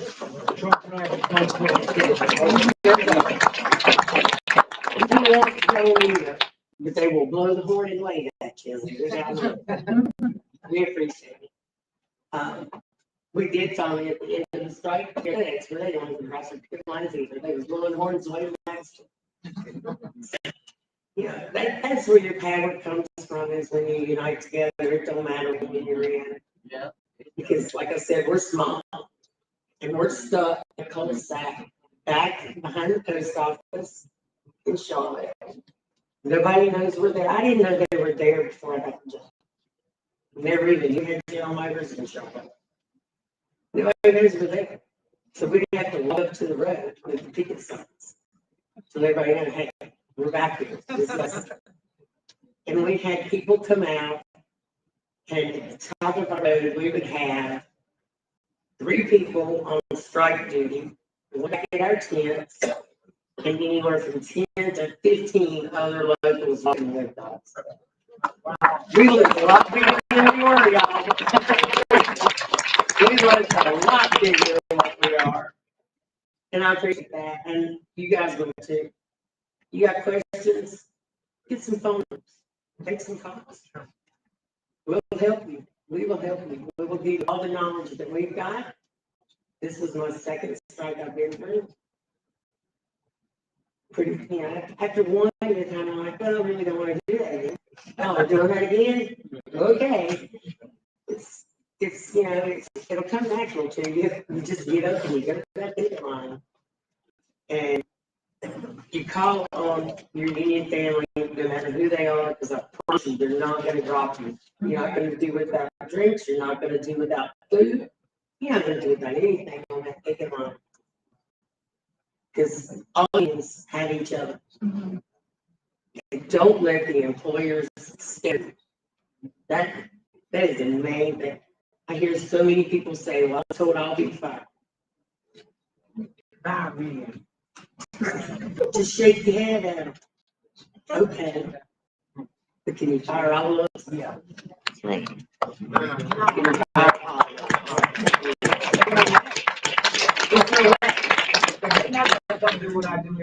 Exactly. And let me tell you, after our management did what we do every day, they really don't. They didn't like it. They're too lazy. If it's not a clipboard and a pen, they have no interest. General Motors has what they call LPH. It's lines per hour. We're a parts plant, so we have on this. Our job is real simple. Come in, we take the parts off the machine. That ship comes in and they grab tags, they take the parts off the ship, they put them in the trucks, and the trucks drive off. Our job's it. We just gotta make sure it's in the right part. Because we don't want your car to be set in here as a starter, and I sent you something for your exhaust. It's real simple. If they have in their heads that these people should pull 120 to 140 parts per hour. Now, when I went at the GM, I went in as a 10. And ours was 120. You had no choice. Because if you didn't do it, they let you go. And I started at GM when I was 45. My main concern was going as a 10. If I didn't make the cut, I was giving up a really good retail manager job. So I ran it, and I made those errors. And when they put me in the office upstairs, now I say to my people, you know what LPH is? And I'm saying, well, theirs. Because if you don't make LPH, they're going to have to answer to the plant manager. You don't have LPH, you don't get paid out of this. You get paid out of that. Hello. Don't kill yourself. It's not worth it. No job is worth it. Yeah, Amazon. Please don't get Yeah. And I tell people all the time, stay together. Stay together. You see their own Joe over here? You're gonna go over there with Joe. It's all walk. It's like stay and still working. Still working. Is added to his pension. That's what he tells me. He's added to my pension. And he's young, so you wouldn't know it. But go there and walk with Joe. You're busy, you're walking. Pretty soon, if everybody's doing the same thing Joe is, they're not gonna take all of you out of that building at once. They cannot fire everybody. That's why it's important to stay together. So learn what you can learn. Absolutely right. Educate yourselves. I think I spend 50% of my day in that three. Because I'm in a local contract, I'm in an international contract, going to back to old contracts. Because my job is to pay. When management goes after them, they come and get me. And when they come get me, I'm not happy. I am happy. Like I said, we do like to fight. When I go down and I know they've done something they can't, and I know that I've got a brother up there and I'm gonna get him paid 3 hours a year. It's exciting, man. I don't back down. I don't stop. I know. Actually, my nickname at work is the pit bull. They say when I drive in, I don't look at it. My advice to you is when you buy in, don't let go. Don't let go. You hold on to you get what you're fighting for, and you'll get it. Again, thank you for having me. This is awesome.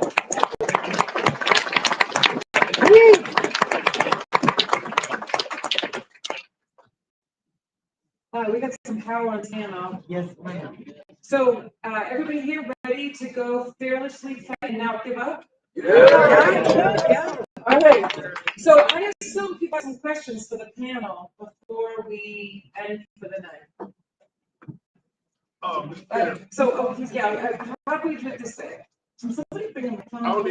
And we'll just, I'll point you in order. You're one, two. Yeah. Go ahead. Miss Barry, how you doing? Doing great. Okay, man. Third word. I like to know what y'all win. And what your fight like. Well, okay. All right.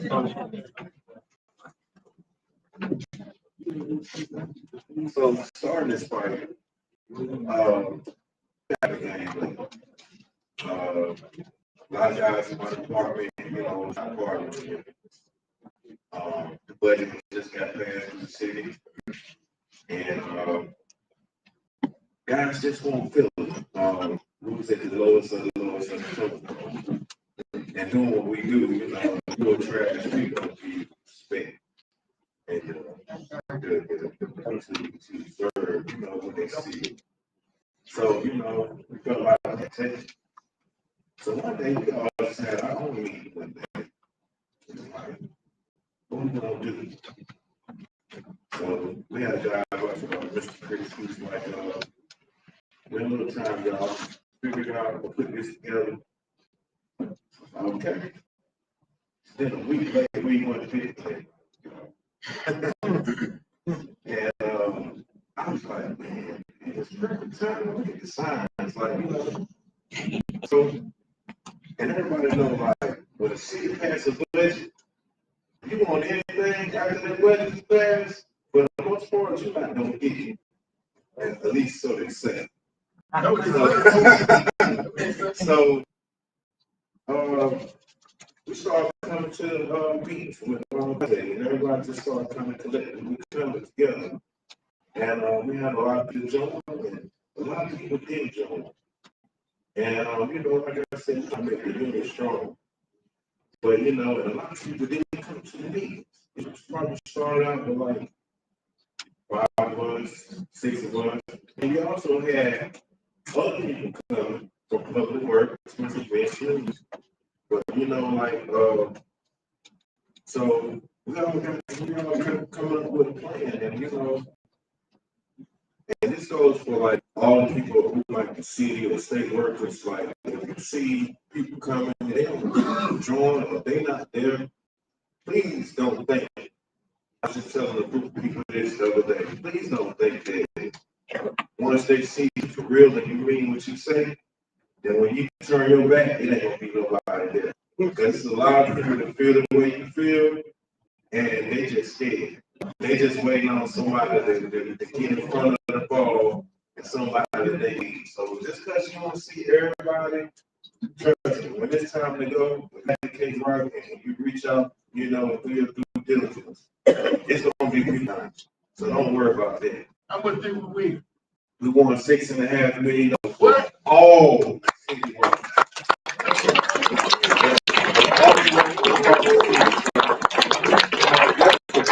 That's smart, but you know, we just had elections. Thank you.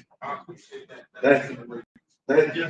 And like I said, that's just small. We really want our raise money. We want our money. That's what we really want. So this next fiscal year, we just had an election.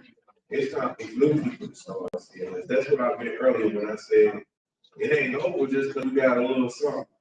It's time. That's just a drop in the bucket. You know what I mean? Like I'm thinking long term. I'm fighting for retirement, how we can fix that, you know, money, all different types of things. And I think it's a group collective fight that we all got to fight. And I think like we meet together like this, but we got to do it across the world. We gotta go to DC. We gotta go down to the Capitol, to the White House. We gotta flood it in Palestine. Like we gotta flood it. The whole world over here. All right.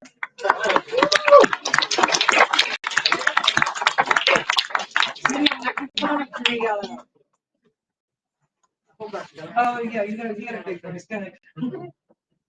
I wanted to know the panelists was great. Can we talk a little bit about the sacrifices that you guys had to make to walk out and how the workers and the community were prepared for the strike? And some of the larger unions have strike fund and ease with a little bit. But not everybody has that word and not really sound environment. So there has to be recognition of the workforce and the community to support the workers around. So did anybody experience that any kind of sacrifice? It's not a fun thing to sit out on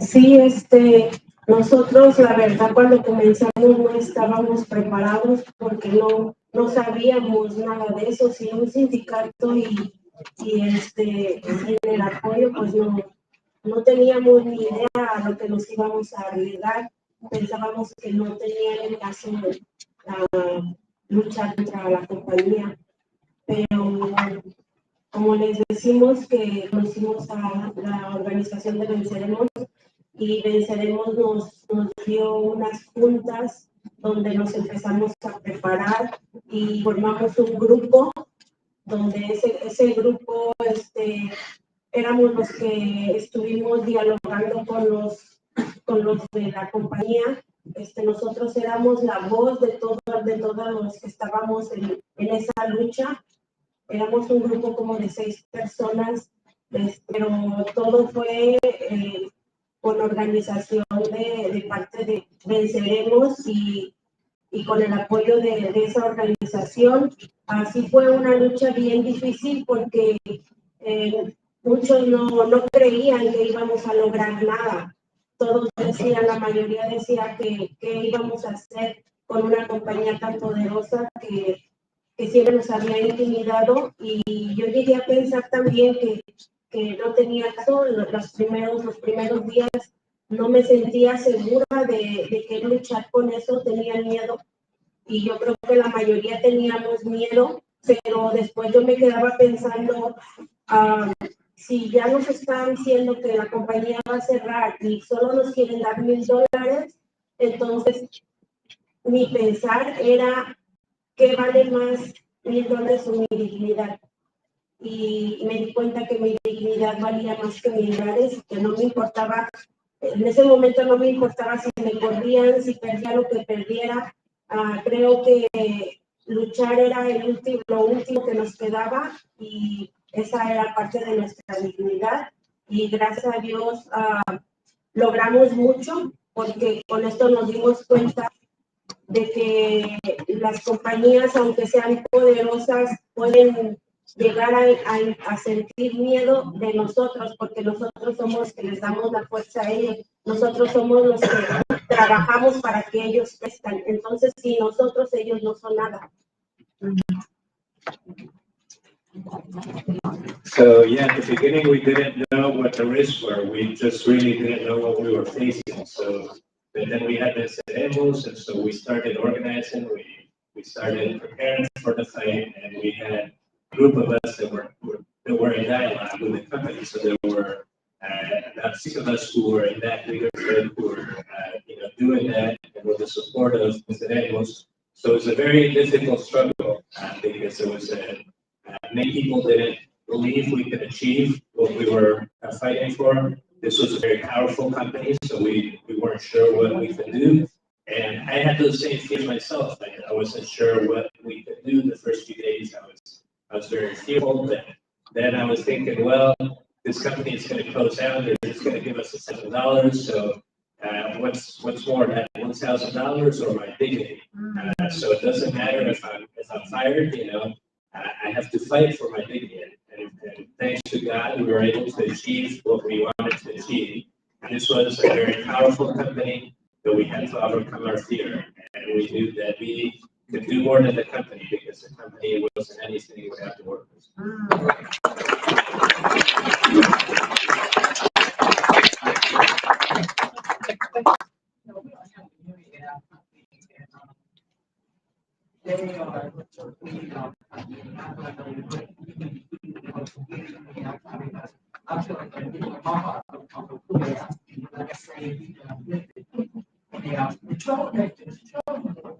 Here, I am me. I said, I am my own child. So, I'm gonna go my child to get a child for you.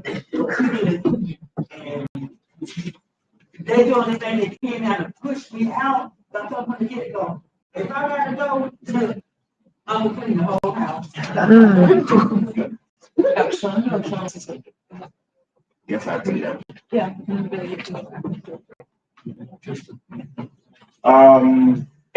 First I want to say to you, one of the things we did is we planned the year out. Okay.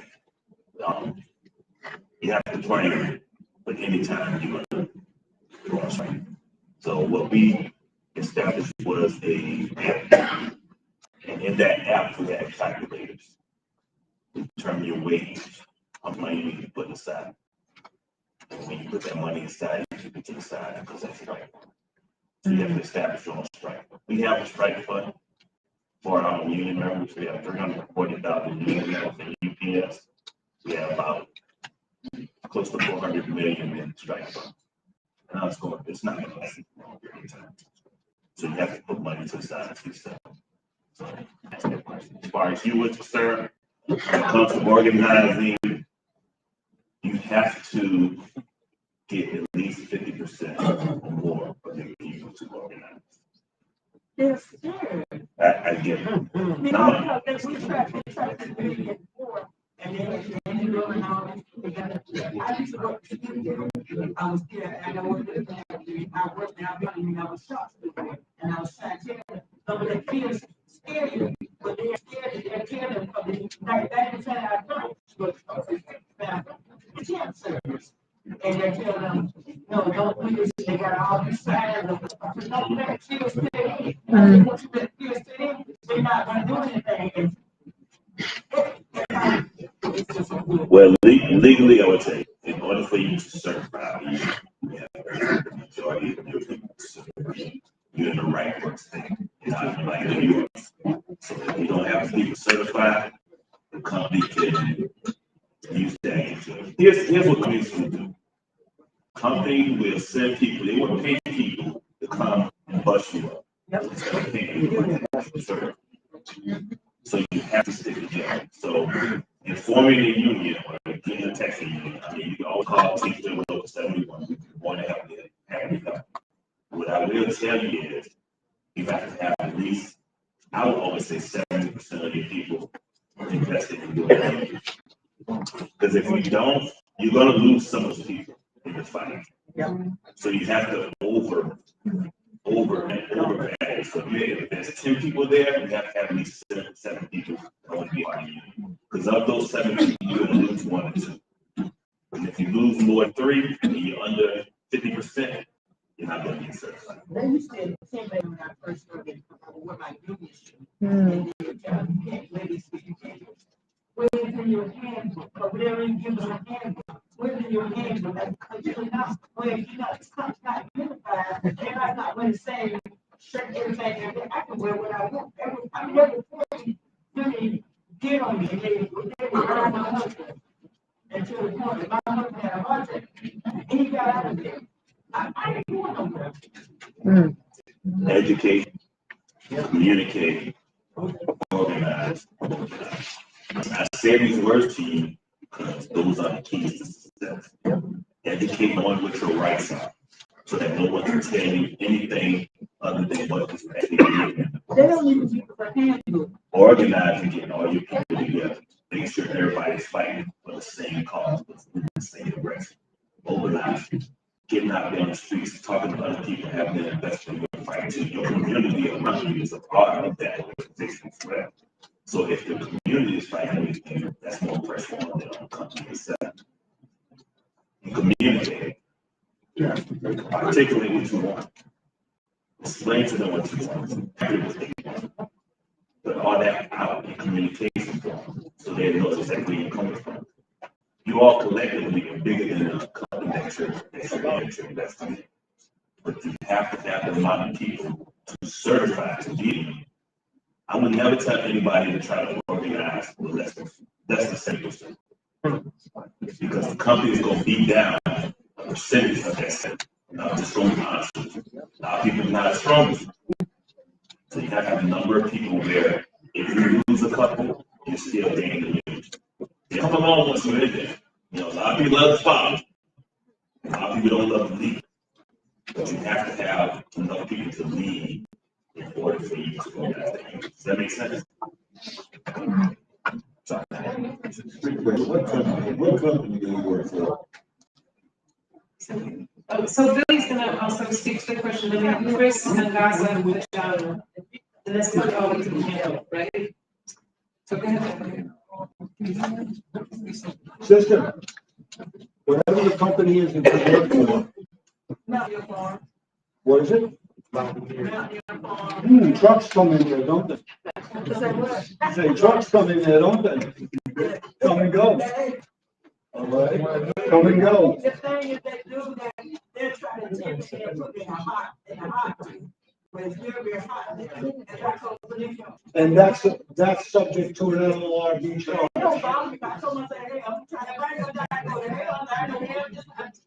The hell is already here, you're in it. All right. Now, let's talk to a couple of things that you're saying, and our brother is saying. You behind it, along with the IWW, the industrial workers in the world, many decades ago, the concept and the organizing model of organizing one worker at a time. All right, and building a union slowly, or building a workers' organization slowly. We took down a port in Baltimore that has 2,000 drivers with 24 drivers on a picket line. They hired more longshore workers to take care of the trucks, to make us look stupid, and in the end they proved our point. Mismanagement. You're stealing taxpayers' dollars to line the pockets of the Canadian government. You got yourself, right? You got one other person? So let's have a little union meeting later on. All right, the three of us.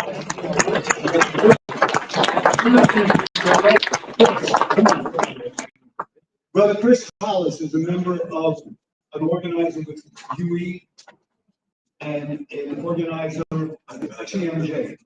That's my brother. Let him talk. But I know a lot of you guys in here, a lot of y'all for the first time. Some people in Virginia, raise your hand. They came all the way down, we're making history. Also in certain parts of North Carolina as well. But I did want to talk on the centerpiece. She's a worker, her and Brother Danny. Y'all raise your hand, please. They are down there at Chicken Plant in Parkton, North Carolina. So y'all don't know, I'm giving the context. North Carolina is the #1 poultry producing state in the country. We got over 56 chicken farms and 50-some kill plants. Each one of these plants kills 7 million chickens a week, right? A week. I worked for a company at that time called Valley Protein. Now y'all might have heard about it. But they take all the renderings up, right? The guts, the feathers, the blood, the offal, all that stuff, right? What they gonna do with it?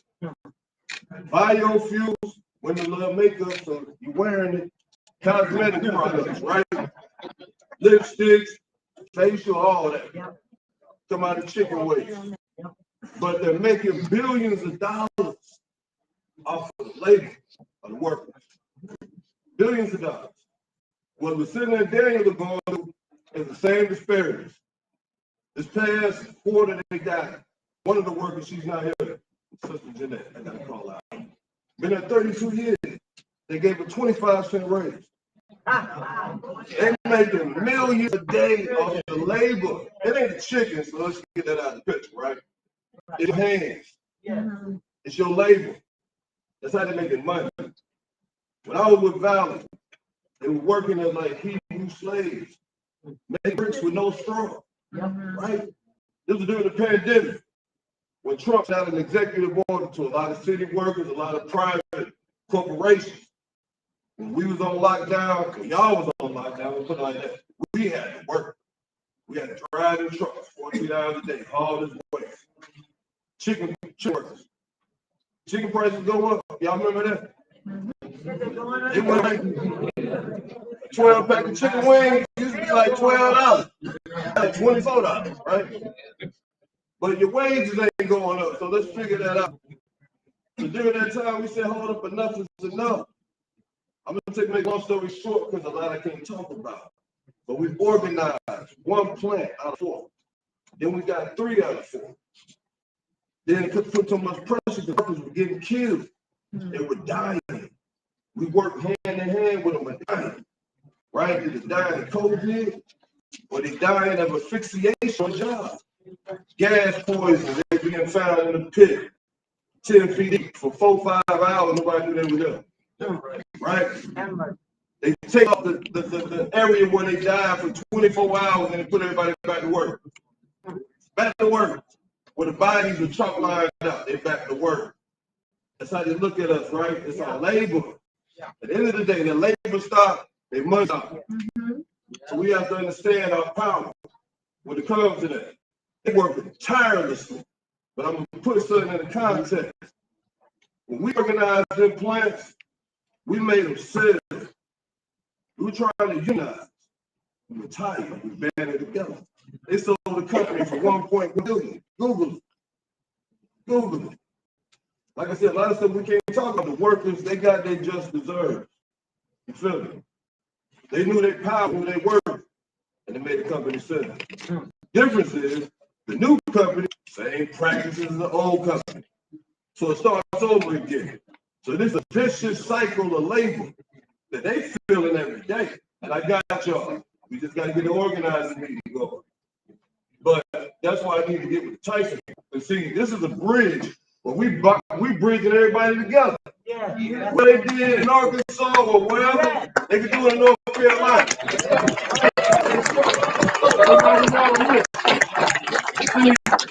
In a lot of these chicken plants, they using a lot of powerful methods, right? Called division. Because the majority of the workers are Latino. It used to be black. Yeah. Let's look at the demographics now. Yeah. A lot of plant work used to be black jobs. They got phased due to retirement, due to being fired. And now the Latino workers are leading in the industry, right? But see what the corporate class, the ruling class does, they cause the division between the black and the Latino world. So the Latinos don't like the blacks don't like them because they get raises and they not, right? They put supervisors, bilingual supervisors, black folks that have been there forever. It makes them feel like they ain't worth nothing. So now they like each other. But the one at the top looking down like, yeah, we done did the job, right? We done did the job. We ain't got to worry about them coming at us. They going at each other at times. You feel me? Yeah. So we got to understand that. We got to fight against that and stand together. So we got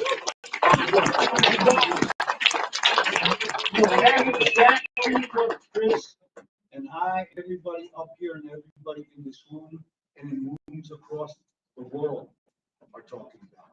It's one word. Solidarity. Yeah. Construction workers, I'm sitting with the brother there. We have a whole day tomorrow to build a family, develop some family. All right. Not only North Carolina, not Arkansas. What's that? Virginia? Georgia? There you go. All right, do it. These are All right, we have two more people that want to speak. Just say that lots of valuable lessons that we've learned from many of our struggles in the past. One of them is the importance of building what we call the labor community alliance, making sure there's community support when we build our labor. So one of the things that Black Social Justice has been doing over the last 40 years is not only building workplace communities, but also building a community labor support environment around those workers to support the workers' struggle. Our first struggle was at Kmart in Rocky Mount and built a movement around these Kmart workers, a small workplace committee. This is a very valuable lesson that UE 150 was picked up, the North Carolina Public Service Workers Union. And it was very much used when we were dealing with our unions in Europe a few weeks back. People said, well, you guys don't like to bargain. You have that law that says no collective bargaining for contracts for city state workers.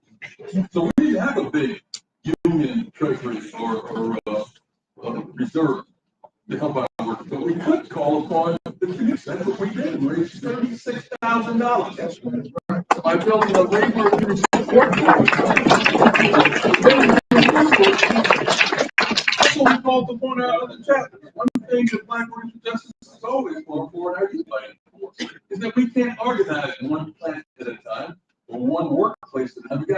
We have to organize several workplaces at a time. Because that gives us force to call upon all the resources of all those different workplaces. So we have city work chapters, and some of us will be meeting tomorrow in 5 different cities in North Carolina. Called upon them to come to Durham. Raleigh leaders came to Durham.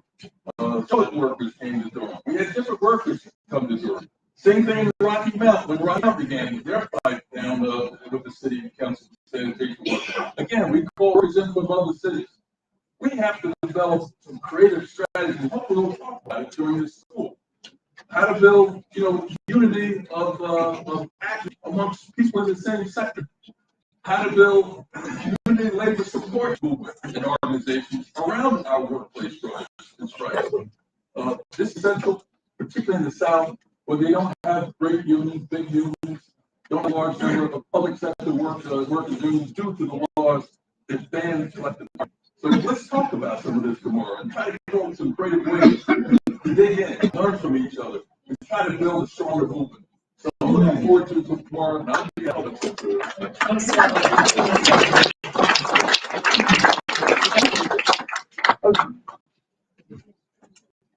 Okay, we have, I'll leave your name in the back there, and then, Ben. So.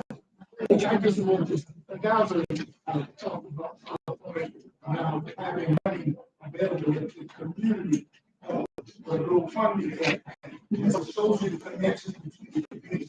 That's what we try to bring up to the topics about people being traded, not having wages, to take in the ground.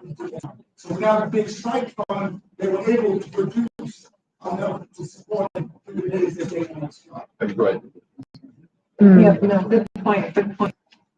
And it's in the pamphlet.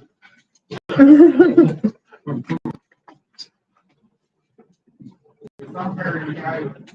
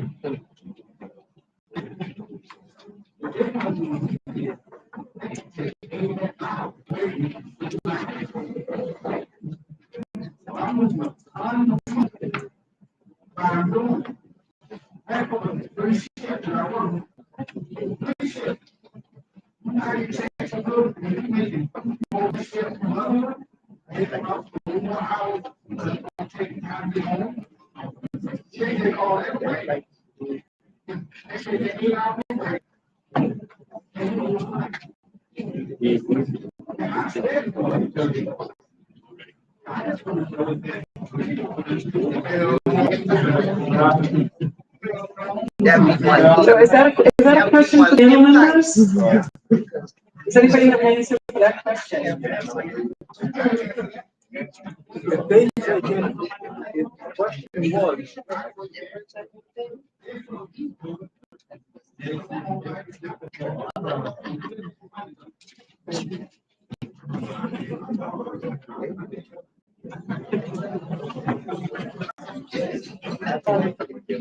Maybe Dante, you could be with him. Let the pipe sit there and run it.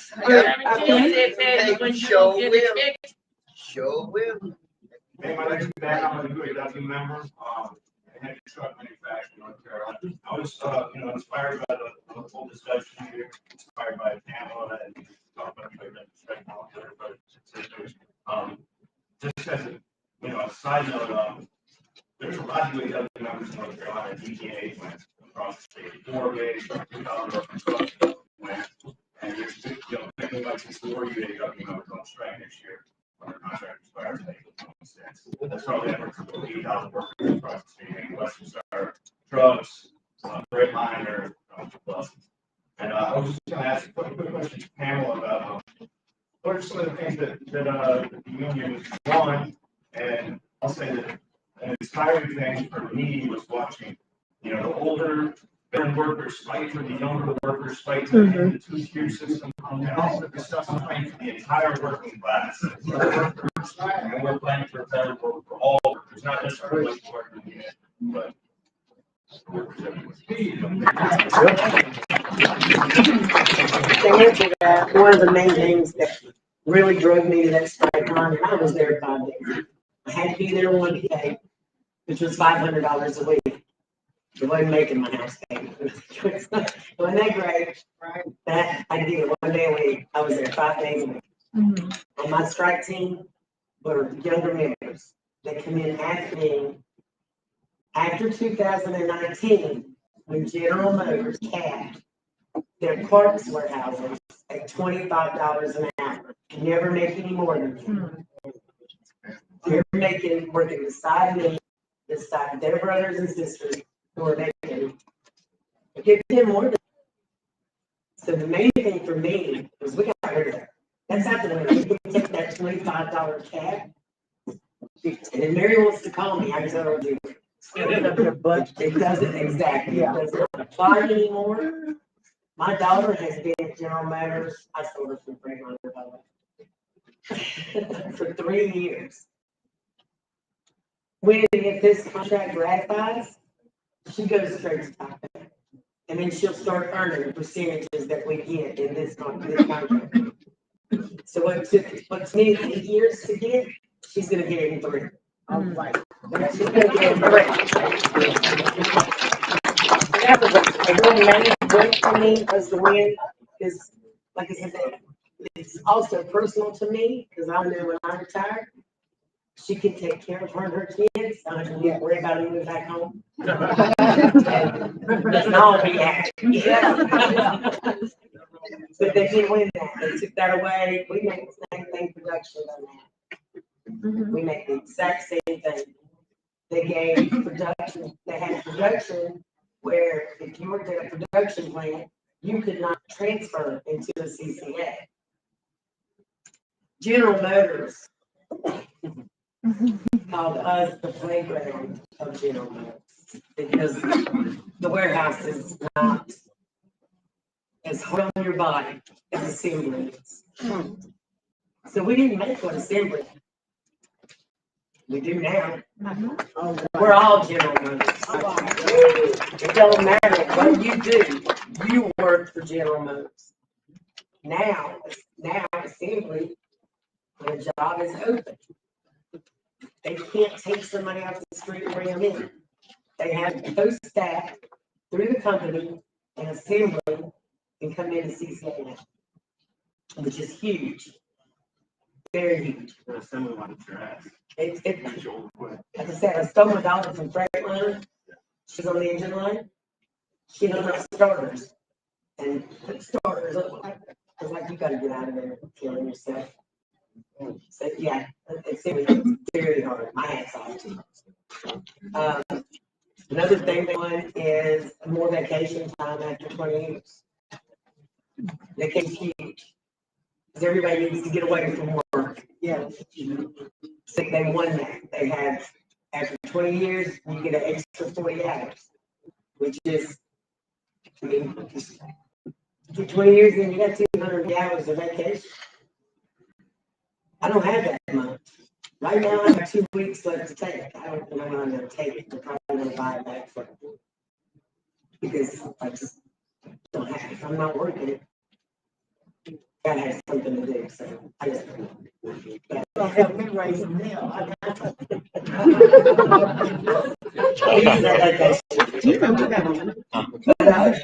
They did some major games.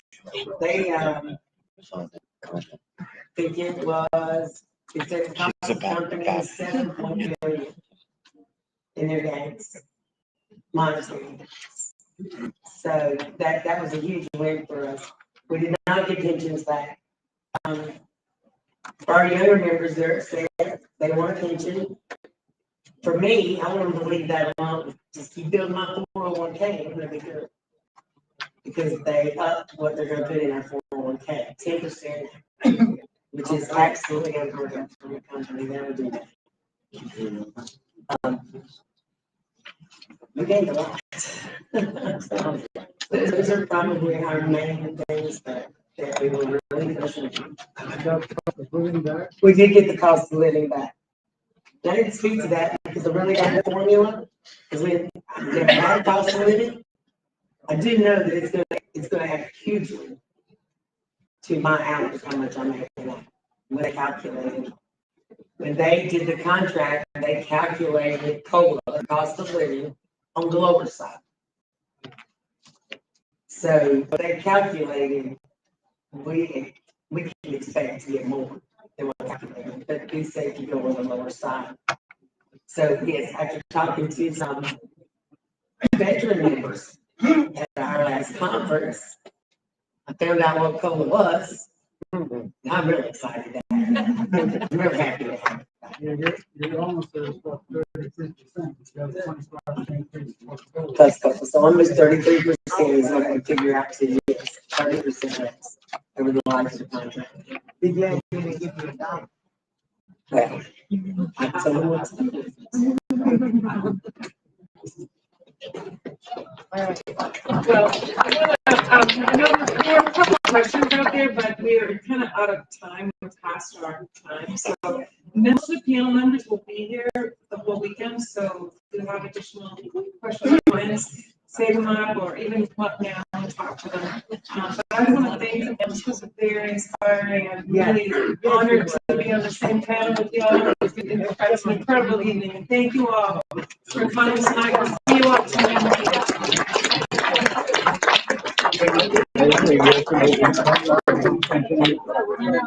Well, that's a little temporary. Thank you.